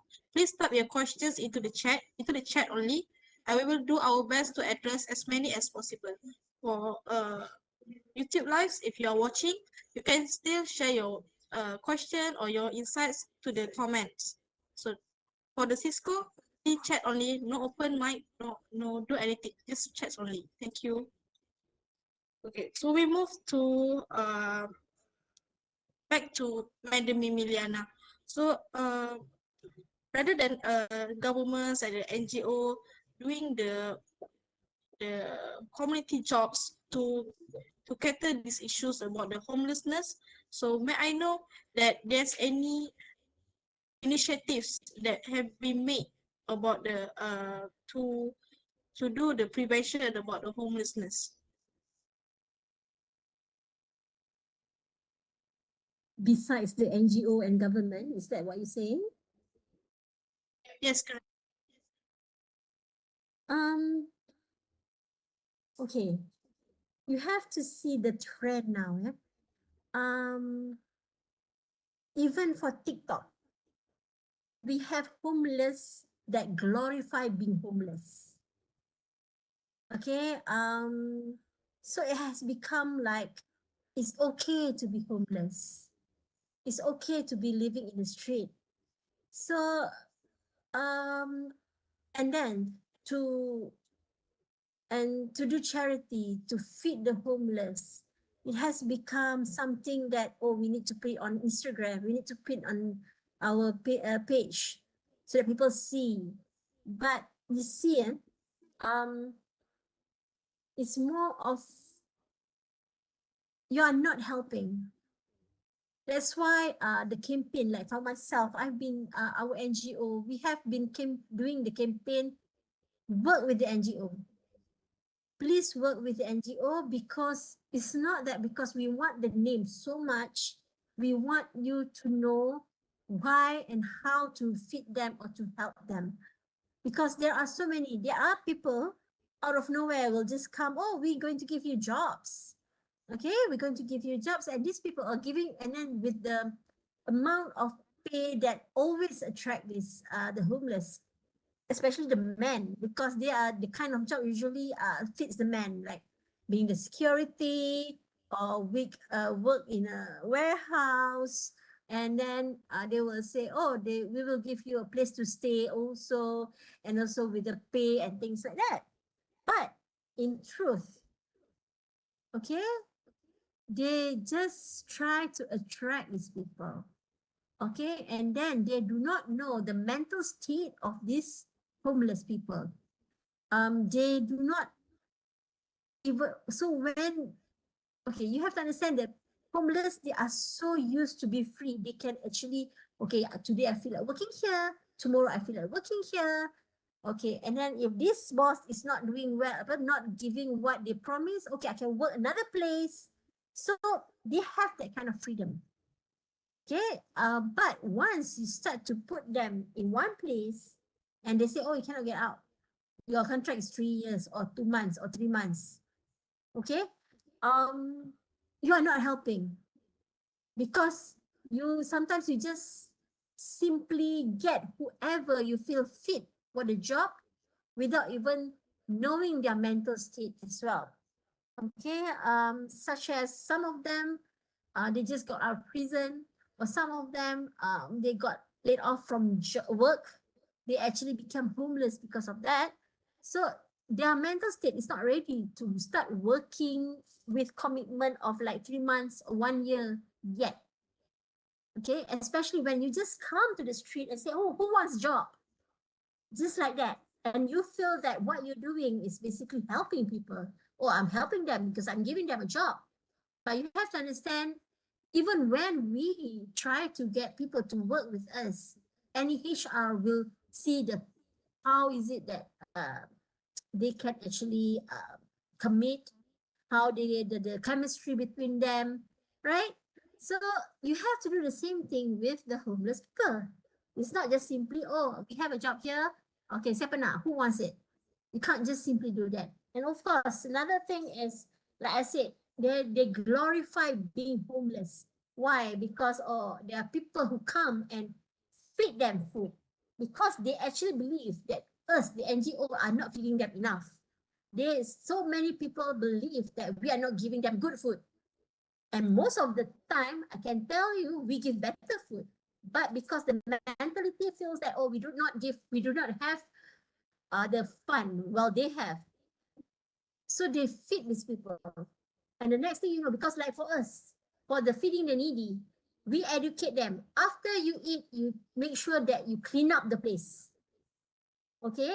It's not up to the people who are the cleaners to clean up after you. We educate them. You clean up the place. Make sure that where you're going to sleep, you're going to sleep on the street.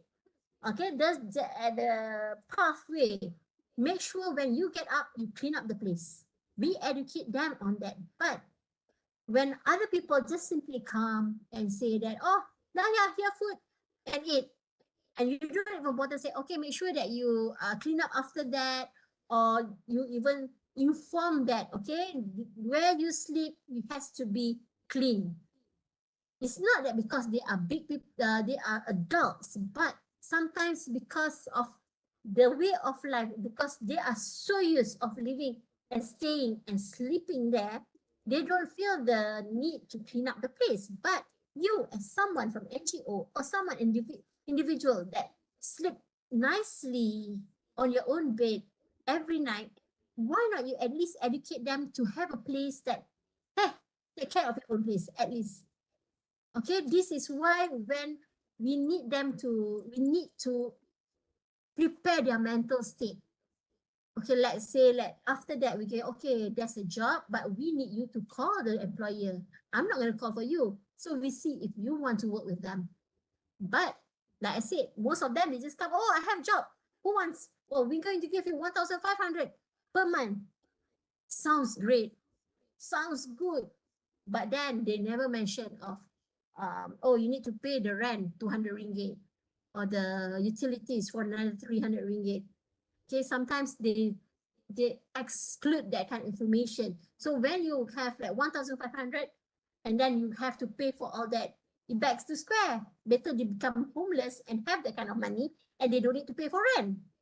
So these are the things that sometimes if you want non-NGO, non-government wants to help, please educate yourself. Not just simply come and think that you do better than the NGOs and do better than the government. No, please don't do that. Learn from the NGOs because we deal with them weekly, daily. Okay, like I said, my phone was open for them to call me anytime. So it's like, it's not the same if you don't know what to do, but simply believe that you're doing better than everyone else. So yeah, do work with the NGOs, do work with the government. Like for us, we have the Jabatan Kebajikan Masyarakat, work with them because they know. It's not that you know, even Pusat Zakat, they know. It's just that sometimes all these non-NGOs, non-government think that they can do better. So do not work with the NGOs because the NGOs has been dealing with the homelessness every day. It's not, and then it's not like 1 year or 2 years. Like for myself, it has been like more than 11 years. So it's like, it's not that we know so much, but we know. Okay?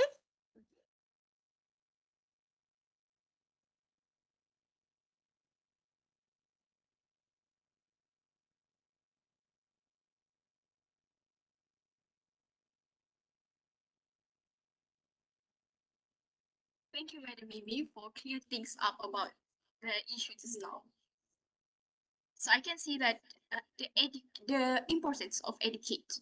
Sometimes I understand that people that come from even from the rural area to the city, they doesn't have the knowledge about the real situations on the city, the behavior of people in the city. So sometimes the people that know about themselves will take this advantage on them.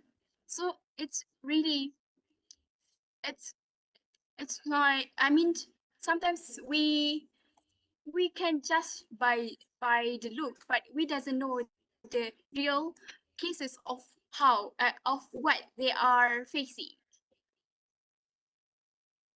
Can I add a little bit more? Sometimes they believe like what they see in the US or in other countries, kind of homeless, is the same in the one in Malaysia, when it's actually not. So they base on what they watch on TV, they feel that, okay, we're going to do the same thing in Malaysia as well, which is actually not really correct. Okay.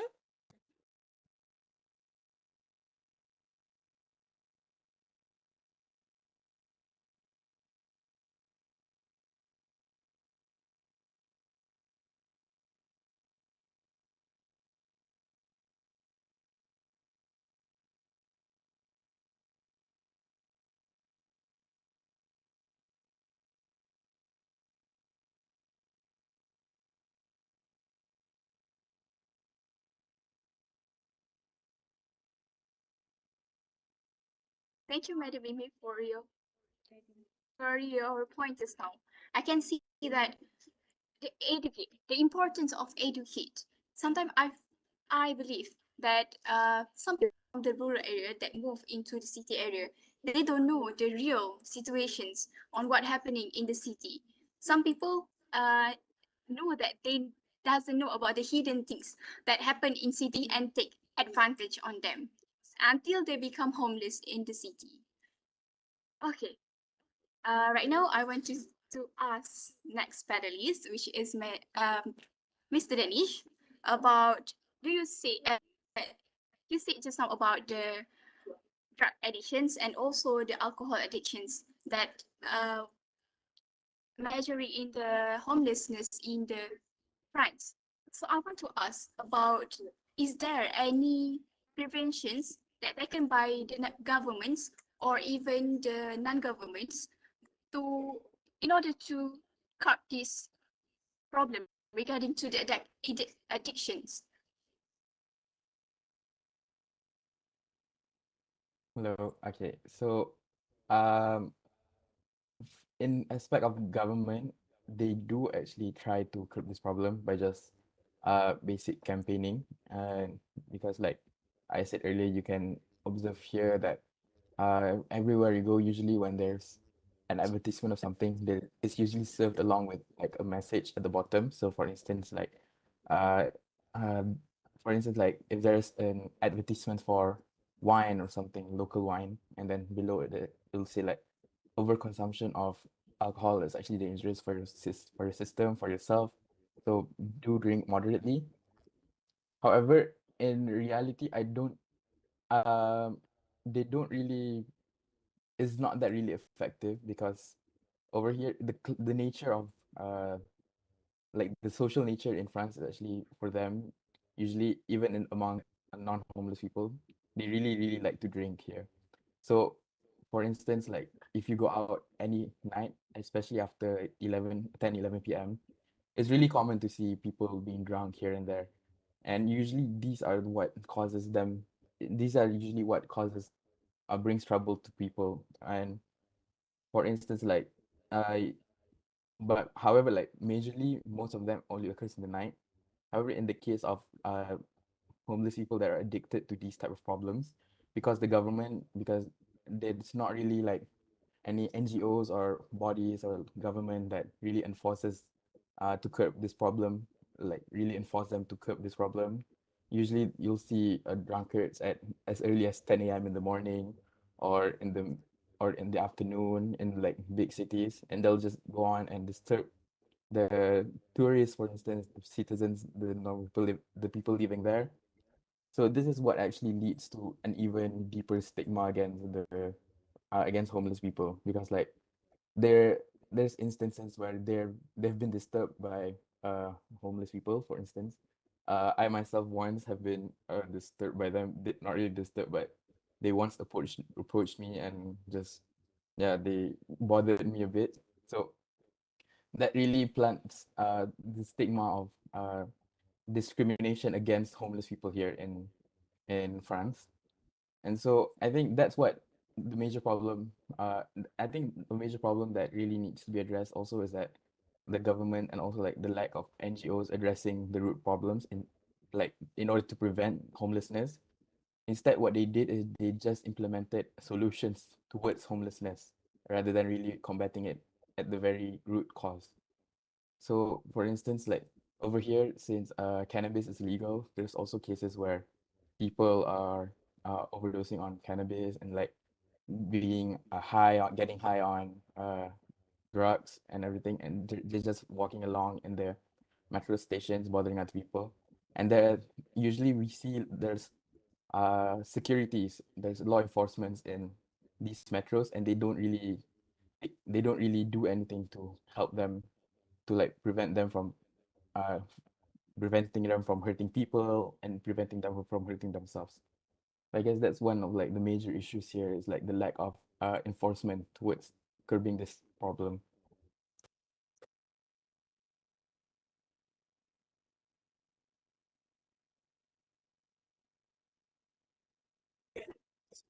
Okay, thank you, Mr. Danish, for explaining about the things that happening in the France. Like you said, that lack of efforts from the to prevent the homelessness and the discrimination, and also the also had the law enforcement from authorities. So, for Mr. Arya, uh, I want to ask regarding about what is the efforts from the local community to prevent the homelessness. I think I heard already about the government, so I want to know from the sides of the students or the local community who give the little efforts to prevent the homelessness.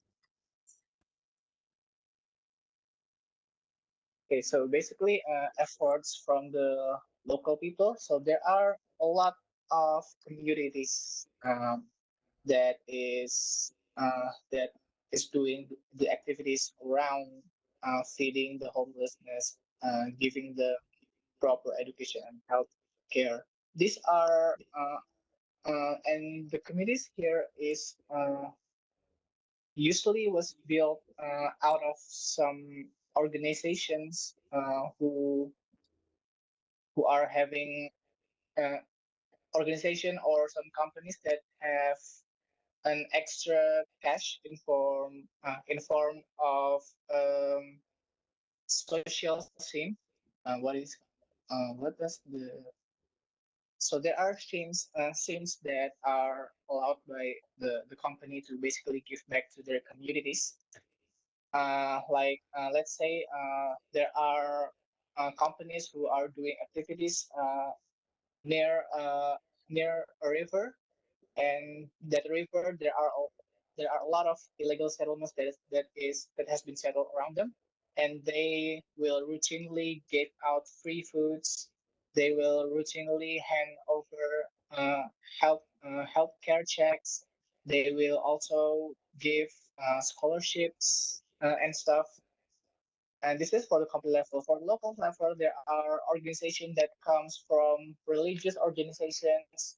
There are professional organizations, like for example, like groups of uh, group of retirees from the police, or retirees from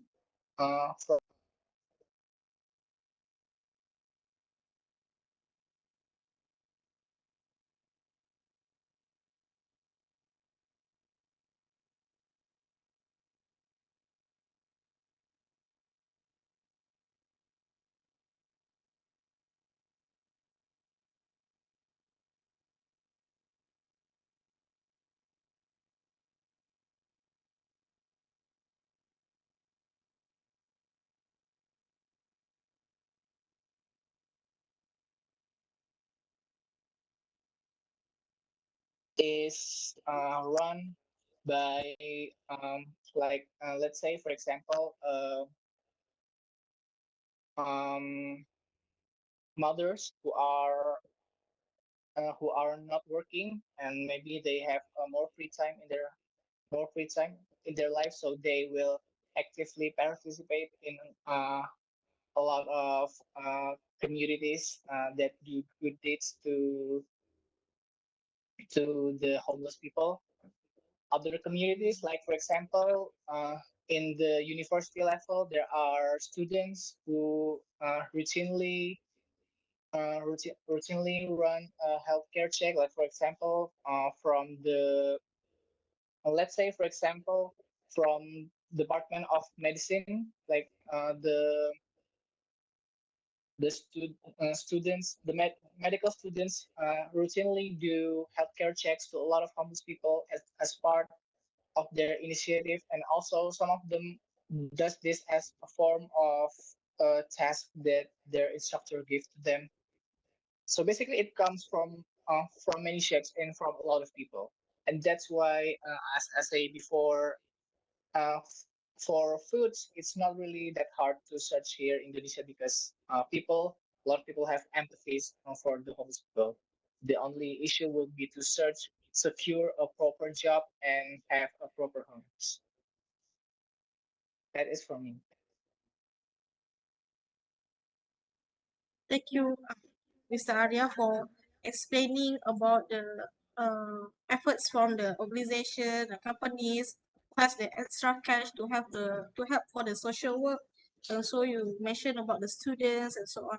So I saw on the TikToks about the influencer actress in Indonesia who give the plenty amount of cash to help the homeless or poor people in the, especially in Jakarta and the big cities. So may I know that this efforts is actually good or not? Because when we give this continuously, they might be thinking about to uh gain for the help rather than they help themselves. So do you think this is good, or this is actually how to say, not the necessary things to do for the homeless? And so I think this is floating between good and bad. The good thing is, yes, there are the people who actually take action to give the money and etc.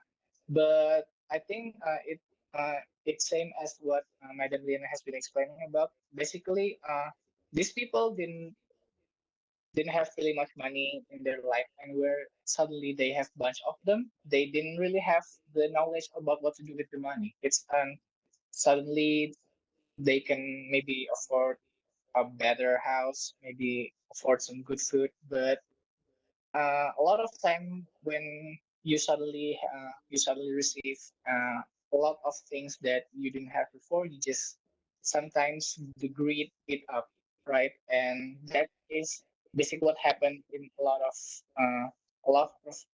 homeless people in Indonesia. So I would like to share something. So in Indonesia there has been a really worldwide problem about online gambling. So basically, it's an application in your phone that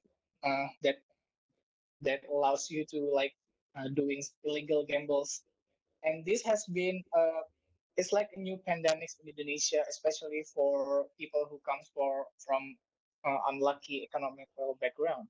They store a lot of money in hopes that they will return a lot more, but in reality, it's just another shame to extract money from them, and it's a really dangerous one because there has been cases where people lost their life saving, people lost their the only money left to support their family just by the greed of using this application.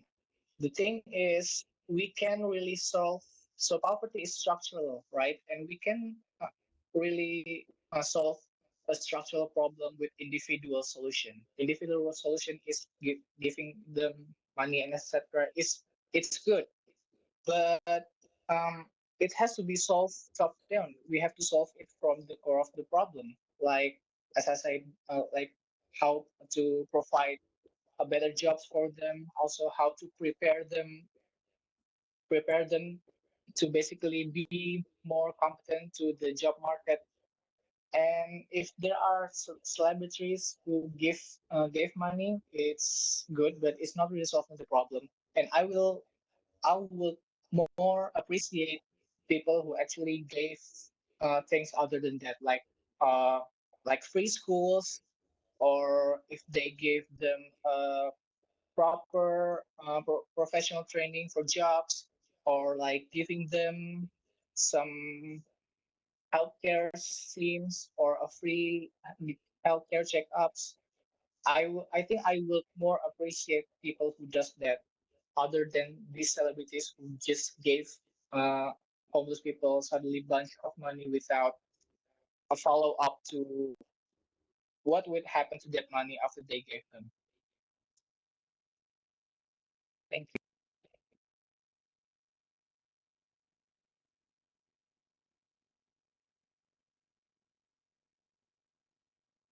Thank you very much, Mr. Arya, for your answer just now. So I agree with you that that is not the situations that given by Athena just now is not the effective way in order to resolve this problem. And right now, I want to switch. I mean, I want to ask another questions. Okay, regarding to the situations that we face, still new, I can say, because it's not too long from now, which is the pandemic of COVID-19. Okay, for Madam Emiliana, I want to ask you regarding to the pandemic COVID-19. We can see a lot of people affected due to that.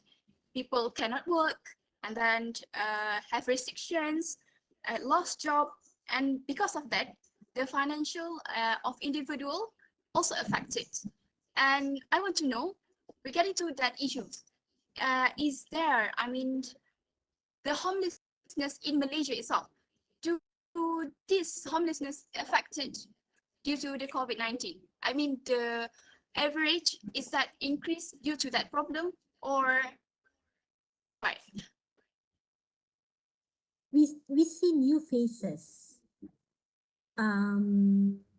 after the pandemic, but the thing is during the MCO itself, our government has put a shelter, not a shelter, a few shelters at the community building for these homeless to stay, so that they are not affected by the disease itself. So the NGOs, again, the government prepared the place, but the food and all other things were prepared by the NGO. So all of us had our days that we need to send food there, and we also have or help, or even some things that are needed by them where they were staying. So after the pandemic, when the MCO was lifted, it has become like, how to say it, where they were not able to, some of them actually went back to their hometown. They they decide they don't want to be in KL anymore. They don't want to be in the city anymore. But the thing is, after the pandemic, after the MCO, the people that is outside of KL, they were out of jobs. They are the one who lose a lot of things, a lot of jobs. Even some of them got divorced. So they are the new ones that came back to KL, to city, and they are the one who started to become the urban poor, and then bit by bit they started to become homeless. Yeah, but it's more of new faces. Yes, we do have the regulars. Okay, we have seen since like what, 7 years, 10 years, but we also seen a lot of new faces. But usually, and most of them are the young one, the young adult, the adults less than 30 years old. They are the ones that, yeah, that kind of thing that we saw, because the one that been homeless, the young one, they actually went back to hometown. Some of them, not all, but some of them. But the new faces came back, came and started to believe that they can do a better life, to have a better life in the city.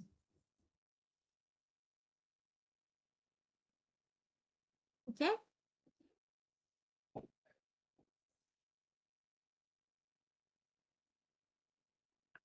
Okay, I see. Okay, I got I it. did So answer your it's question, not right? really.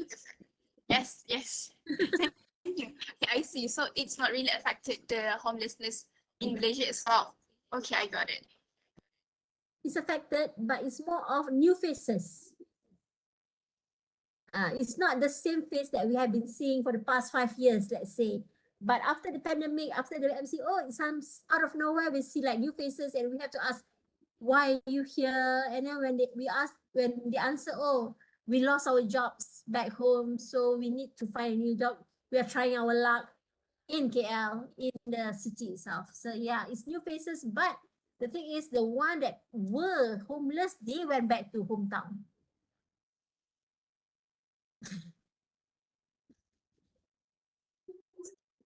Okay, thank you, Madam Viviana, for explaining about the situations ataupun efforts that, let's say, happening in Malaysia.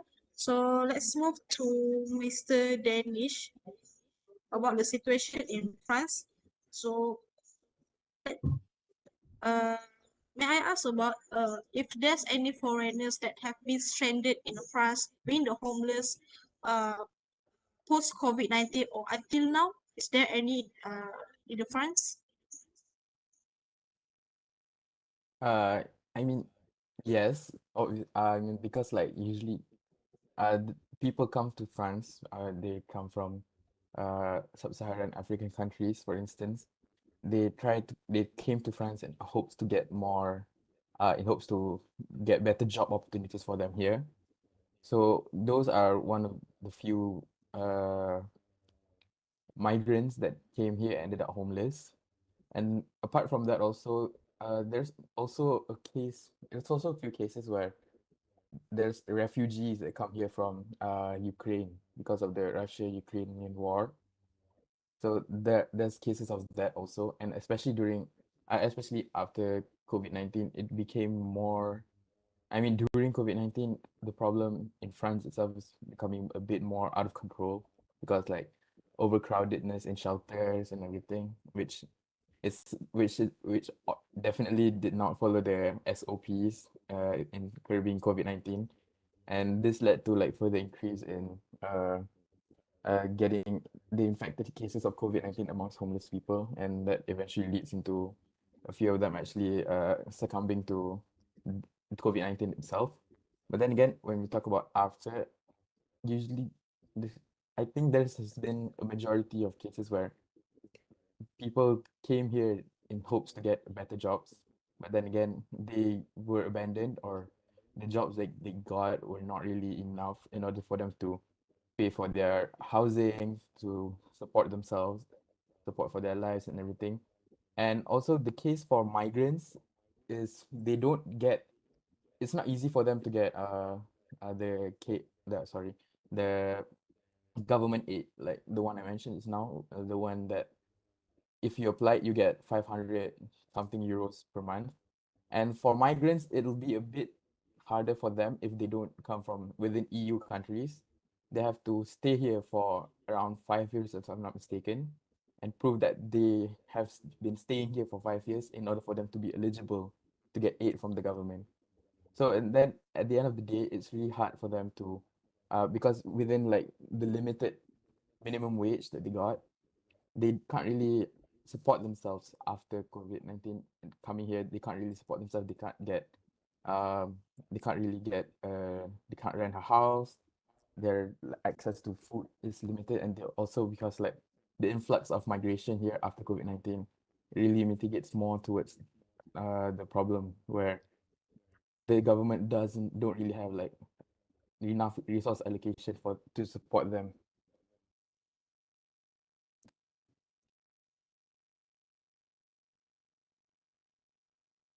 Right, I think that's all.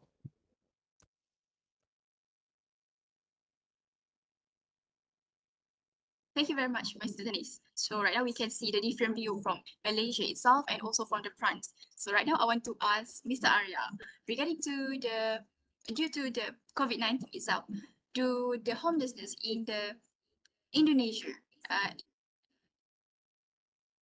is they are affected due to that or somehow what happened to them? Okay, so it is also the same as the case in the Malaysia. So there are the existing people, of course, they are affected. Probably like maybe some of them who are already working maybe lost their jobs. But also there are new faces, more new homeless people uh, who just recently lost their jobs. It's actually well recorded as many experts uh, in Indonesia call it orang-orang miskin baru. So it's new hordes of new people who just recently became poor according to the national standards due to them being jobless in the era of COVID-19. And of course, the homeless people, they're of course they're heavily affected. Not only that they become poorer, but right now they are more exposed to the COVID-19 because they can afford healthcare protection like masks. They can isolate.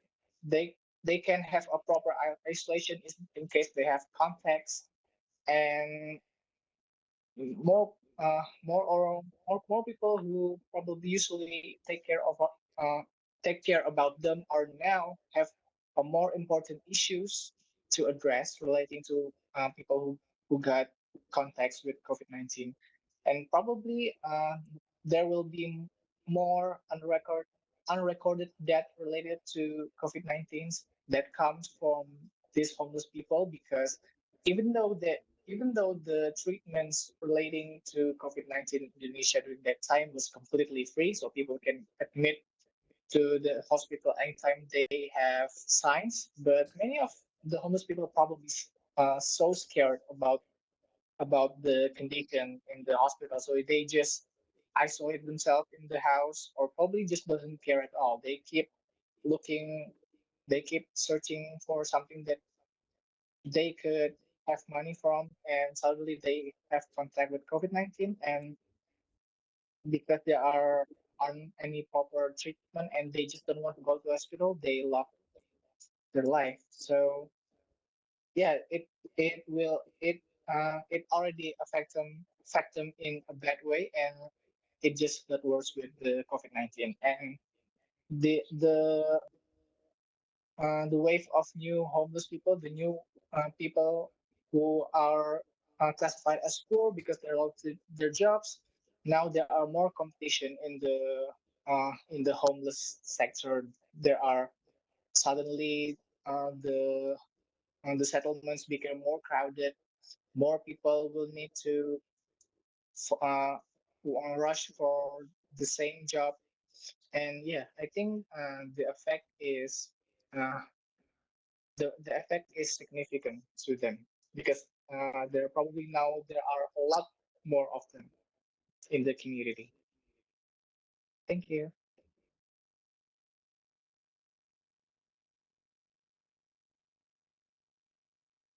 Thank you, Mr. Arya, for explaining about regarding situation post-COVID and also uh, until this year. So I think most of us agree that to prevent the homelessness, we need to give the education for the students, for the youngsters, and also for the influencers out there. So do not simply give the helps if you have don't have the intention to give them the education, also the efforts from the government, also the efforts from the NGOs that help in the homelessness prevention and give the support system. And also, I like the statement from the Madam Mimi that she she said that um, the NGOs give the skills to them to learn so they can survive by their own So they don't need to become the homeless for the long time. And then also the short-term helping is not that necessary. So we need the long-term efforts to make sure that homelessness becomes zero in our countries, in Malaysia and France and Indonesia. So I think um, that's all from me, and I pass to the moderator Nadira. Okay, right now as we wrap up, wait a minute.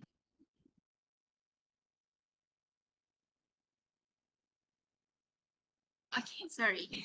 So right now, as we wrap up our engaging discussions on both topics of topic 1 and also topic 2, I want to take a moment to express my heartfelt gratitude to our esteemed panelists. Your enlightening contributions have truly been the highlight of today's forum. Thank you very much for sharing your expertise and passions for addressing homelessness with us today. Yes, indeed. Your education and insights have illuminated the complexities of homelessness and offered valuable strategies for prevention. We are incredibly fortunate to have such a talented and committed group of panelists with us today. Absolutely. Your enthusiasm and energy have infused our discussions with positivity and hope. Together, we are making meaningful strides towards empowering lives and ending homelessness in our communities. So from the bottom of our hearts, we extend our sincere appreciation to each and every one of you. Thank you for your invaluable contributions and for being catalysts for change. Let's continue to work together towards a brighter future for all. So, without further ado, let's dive into the Q&A sessions. Whether you have questions for our panelists or insight to share from your own experience, now is the time to get involved, and please type your questions into the chat and we will do our best to address as many as possible. So I hope everyone can grab this opportunity to engage directly with our experts and contribute to the conversations. So let's make the most of this time together as we continue our explorations of homelessness and its prevention.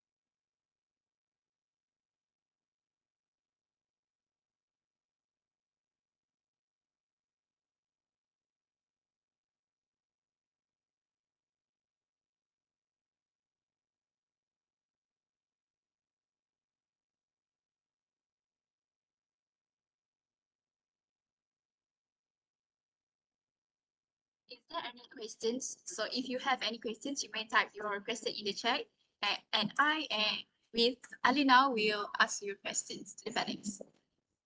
Don't shy.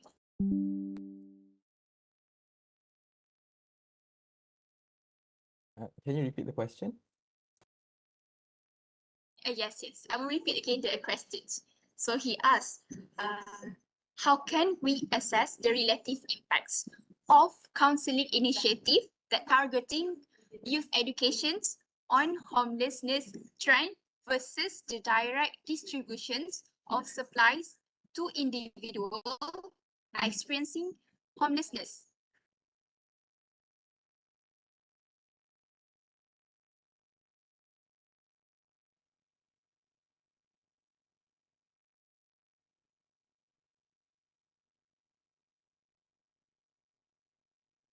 Madam Mimi, I can hear your voice.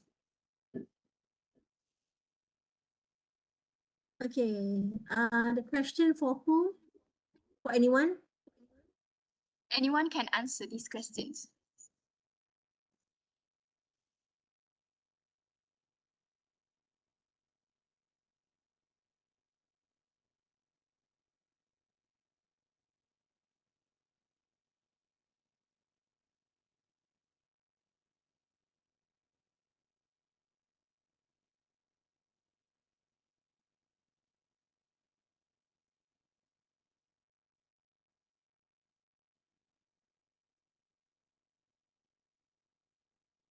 Okay, I don't quite get the question actually. Is it is it comparison of the counseling um how to I think yeah, it is about the I think they're targeting the educations for the youth. Compared to we give of supplies to individual experience. I think this how to we differentiate how to give the directions to educate them. direct distributions to the homeless or direction to the young? To individuals that are facing homeless and also about the people that giving the aids for them. Okay. To me is you need to have that compassion, really want to help. Again, like I said, right now is the world of trending where it's all about Instagram, it's all about TikTok, it's all about being famous for doing charity. So doing it for the sake of their face is on the media, social media. Okay.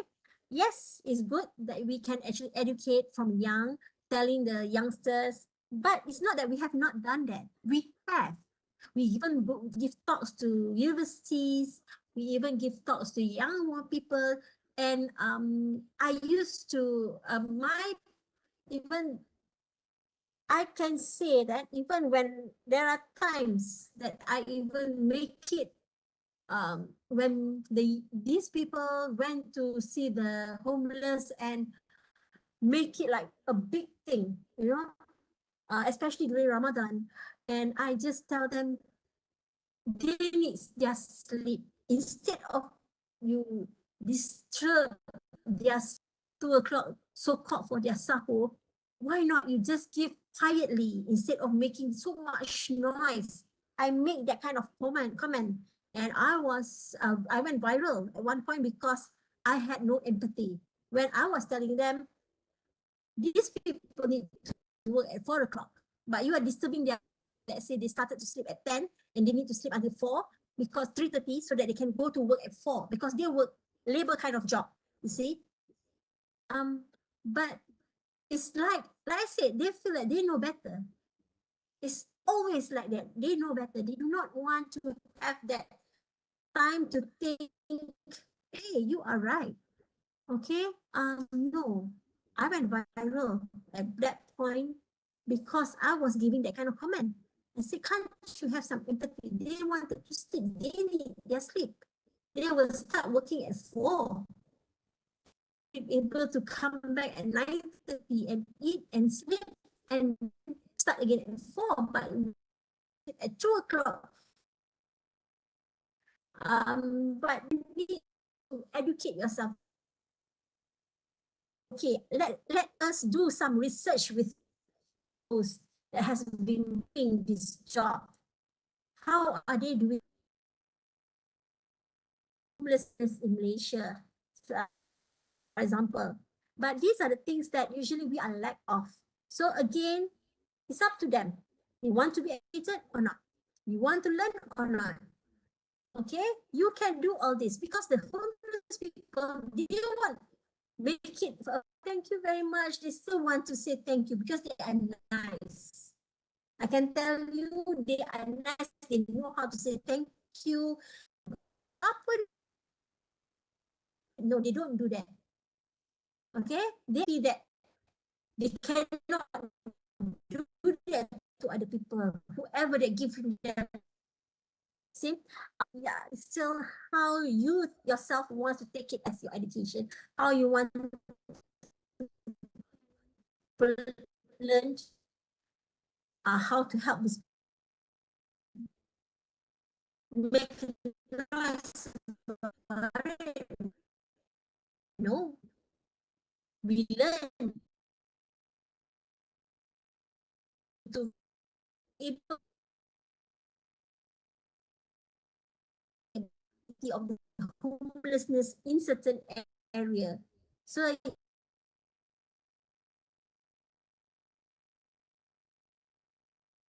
we learn go for yeah, but it's all like I said, like it's all up to you. You need to know that you want to learn.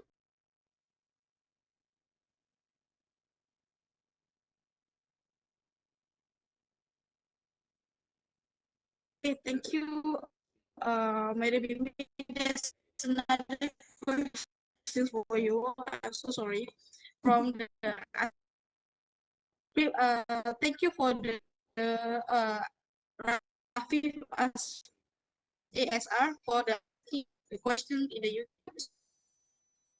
Now she asked about the lack of affordable housing factor that contributes to business in Malaysia. So her question is, what action do you think that can be taken to address the to shortage of affordable housing option for low incomes individuals in Malaysia? Please. Okay. Shortage is okay. We do have a lot of low. The thing is, it's our mental, how we think, how as in general. Once we get the house that is cheap, instead of moving to a bigger place, housing area, most of them choose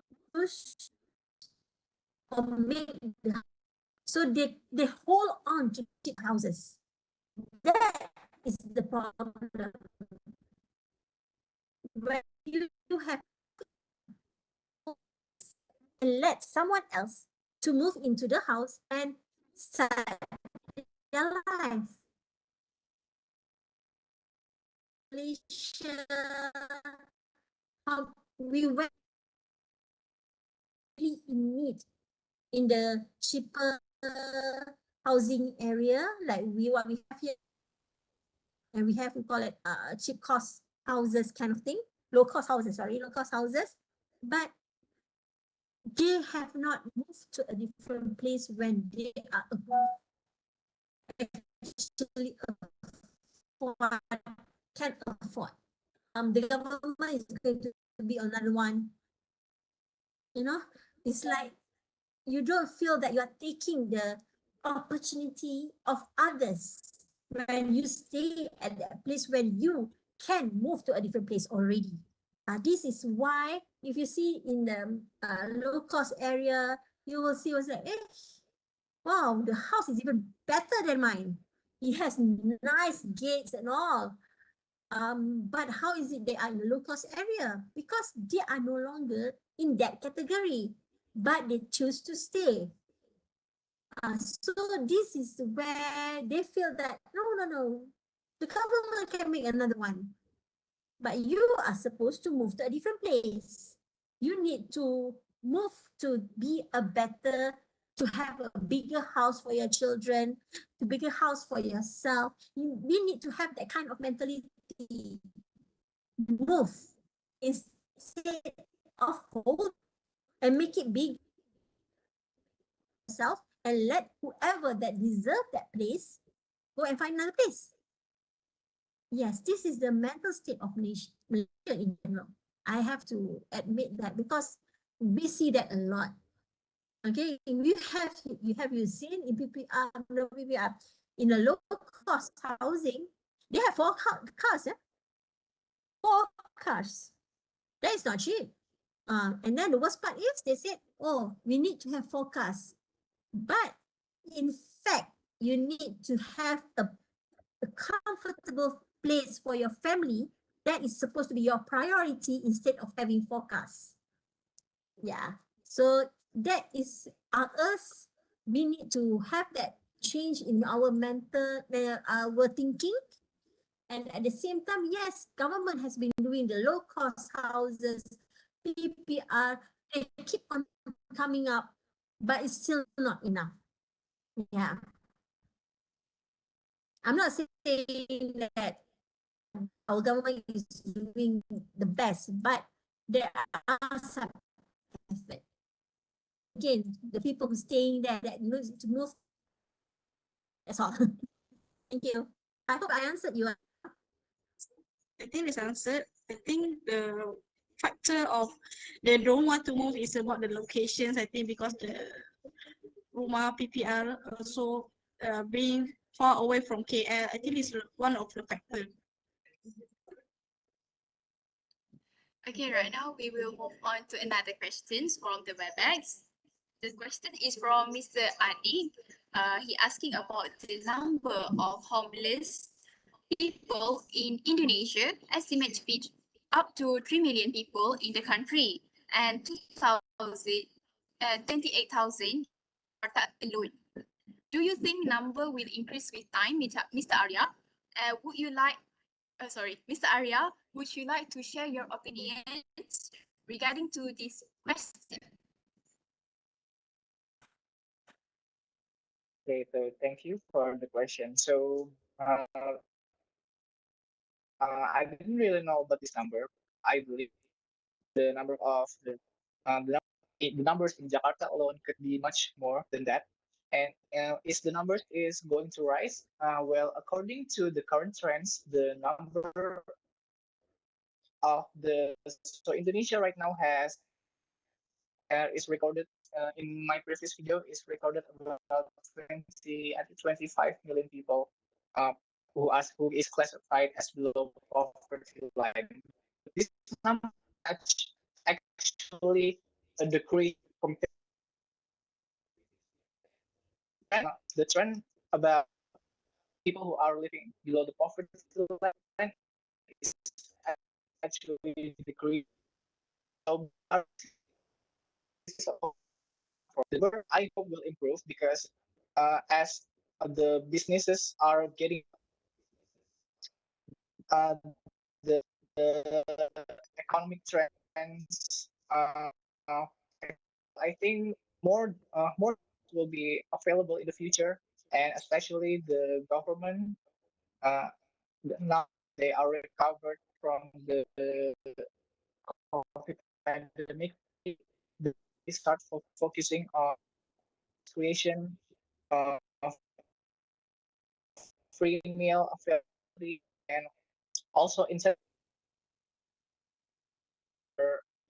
their factories further away centers in Jakarta. So these businesses they basically generate new jobs for the people around them.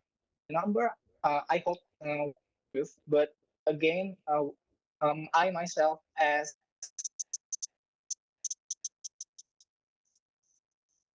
a citizen to how the government will tackle all of these issues. That is for me.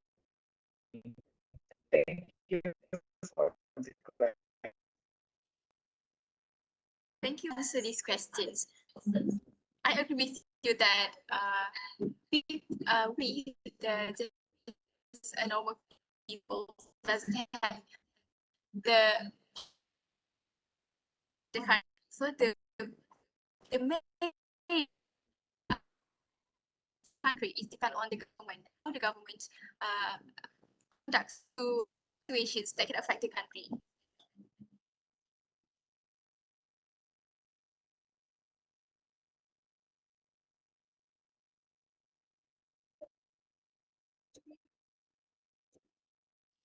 Another question is from the regarding how we um,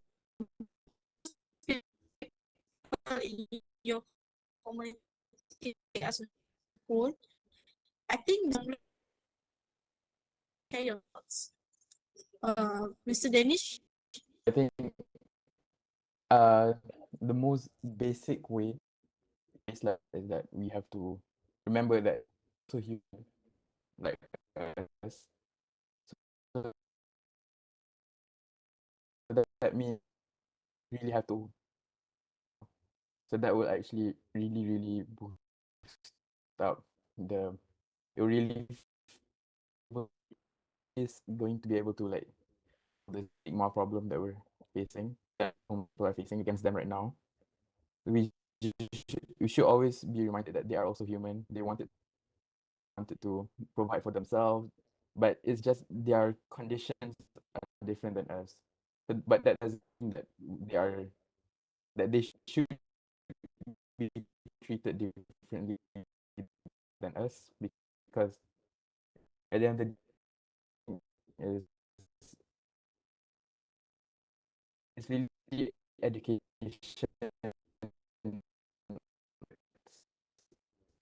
Like,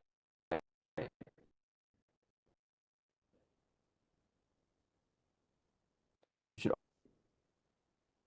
regardless of their backgrounds, homeless people to be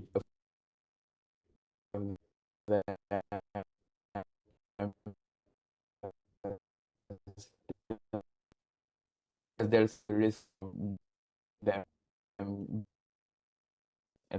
foster like empathy and homeless people community.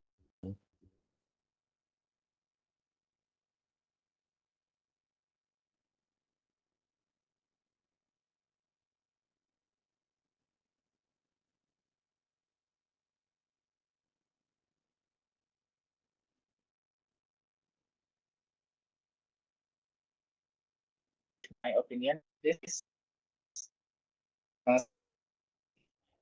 the way to raise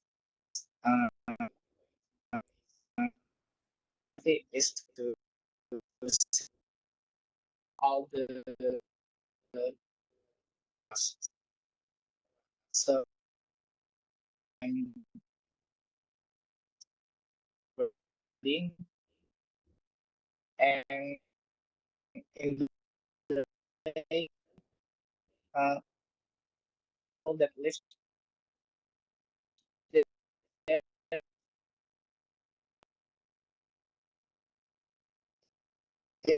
yeah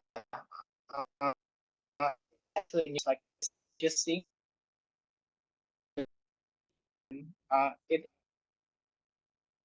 it grows empathy. The issue that the live who lives under the bridge and they were just like, no, I'm not. It's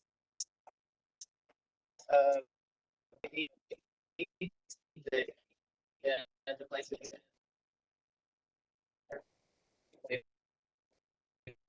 is here also and generalize it. There are homeless people live. So the simplest way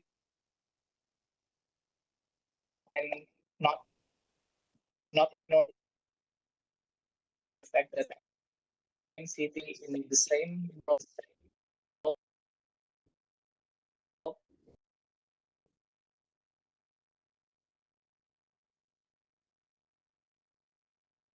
responsibilities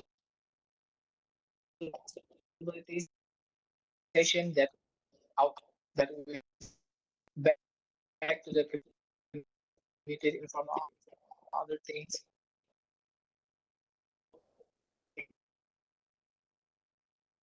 I think my answer.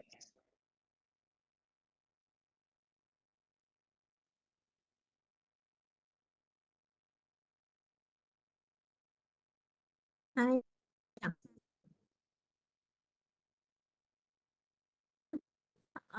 to volunteer with uh,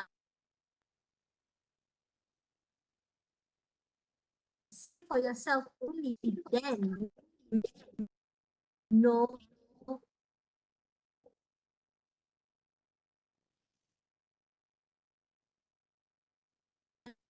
newspaper. You may not have you, but just at least one volunteer yourself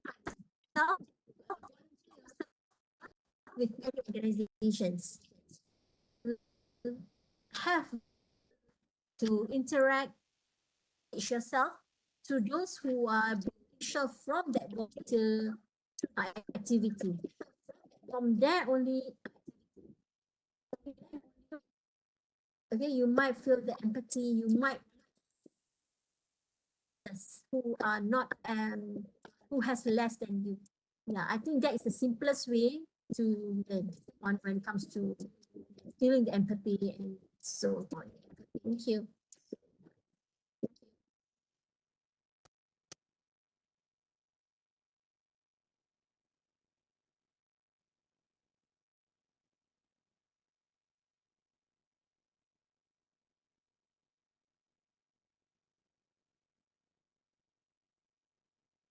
Thank you, Madam Emiliana, also Mr. Arya, also Mr. Danish. We are waiting for another questions. So you can just sit back and chill for the few minutes, I think or few seconds, I think. there's a Can get a question. coffee first. I think there's a question for Mr. Danish.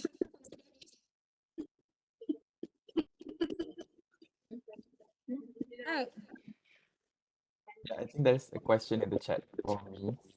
Yeah. Okay, so the question is like, how can public transportation systems be optimized to better serve the needs of homeless populations? I think like, okay, so based on my experience being in Paris, I've seen instances where late night buses that go around the city. So usually these buses, usually the homeless people, they would sit in these buses, and usually the bus conductor, they don't really care about them, eligible to do whatever they want in the public transport. That is what these homeless people did. So there was one instance I had to take the night bus in Paris that goes around like traffic, but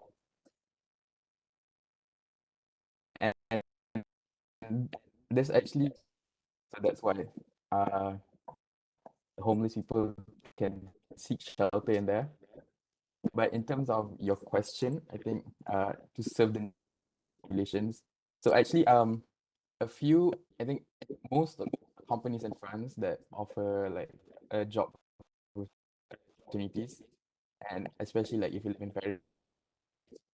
Paris like big cities, if you're working, then you will be automatically eligible to obtain reductions for transportation. So that is one way that encourages and help the homeless people to get to their jobs and like ease in their burden a bit through subsidies in transportations and everything. And also another way is also through uh, I'm not I'm not sure if I've said this before, but there is a few metro stations in Paris where there's like a homeless shelter below it, just below the tracks. So the trains are like overhead, like on above ground, and below it there's set up this place where homeless people can set up their tents and also their sleeping. So yeah, I mean like, and usually for Paris there are trains operate late into, I think think around 1 a.m. to 2 a.m. So this actually helps homeless people who just got home from jobs, for instance, they had hard labor, everything, and they have to go home really late at night. So this makes them this is actually really accessible for them to like immediately access to the place where they're staying. And also for there's usually like securities in metro station areas, and their purpose was actually to help supposedly the there's cases in need, but usually seriously they're just there doing nothing, just look around. Also one instance, but there's one instance where I've seen actually helping someone who is homeless and helping them to guide through to get to like homeless shelters available near through training. So that actually they letting them stay in stay inside the metro and just like having this entire journey to and back just to get some sleep.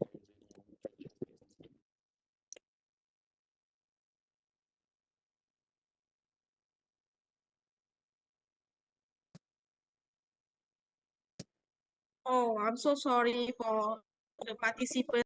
And financial constraint that leading to urban poverty. So in 2020, have overshadowed efforts with the state providing monthly allowance to adequately aid team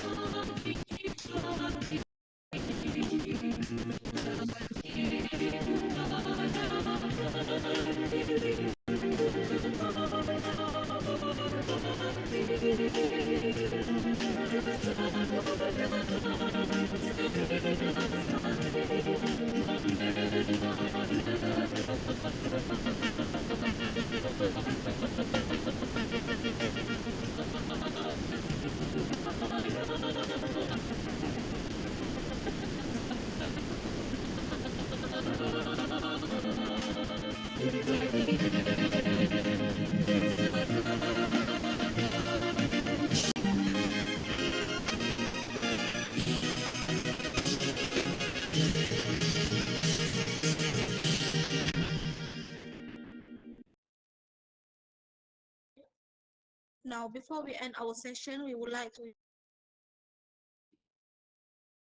participants of Cisco Webex, you are encouraged to switch on your camera and join the photo session. We will wait for 1 minute to prepare yourself and open your camera.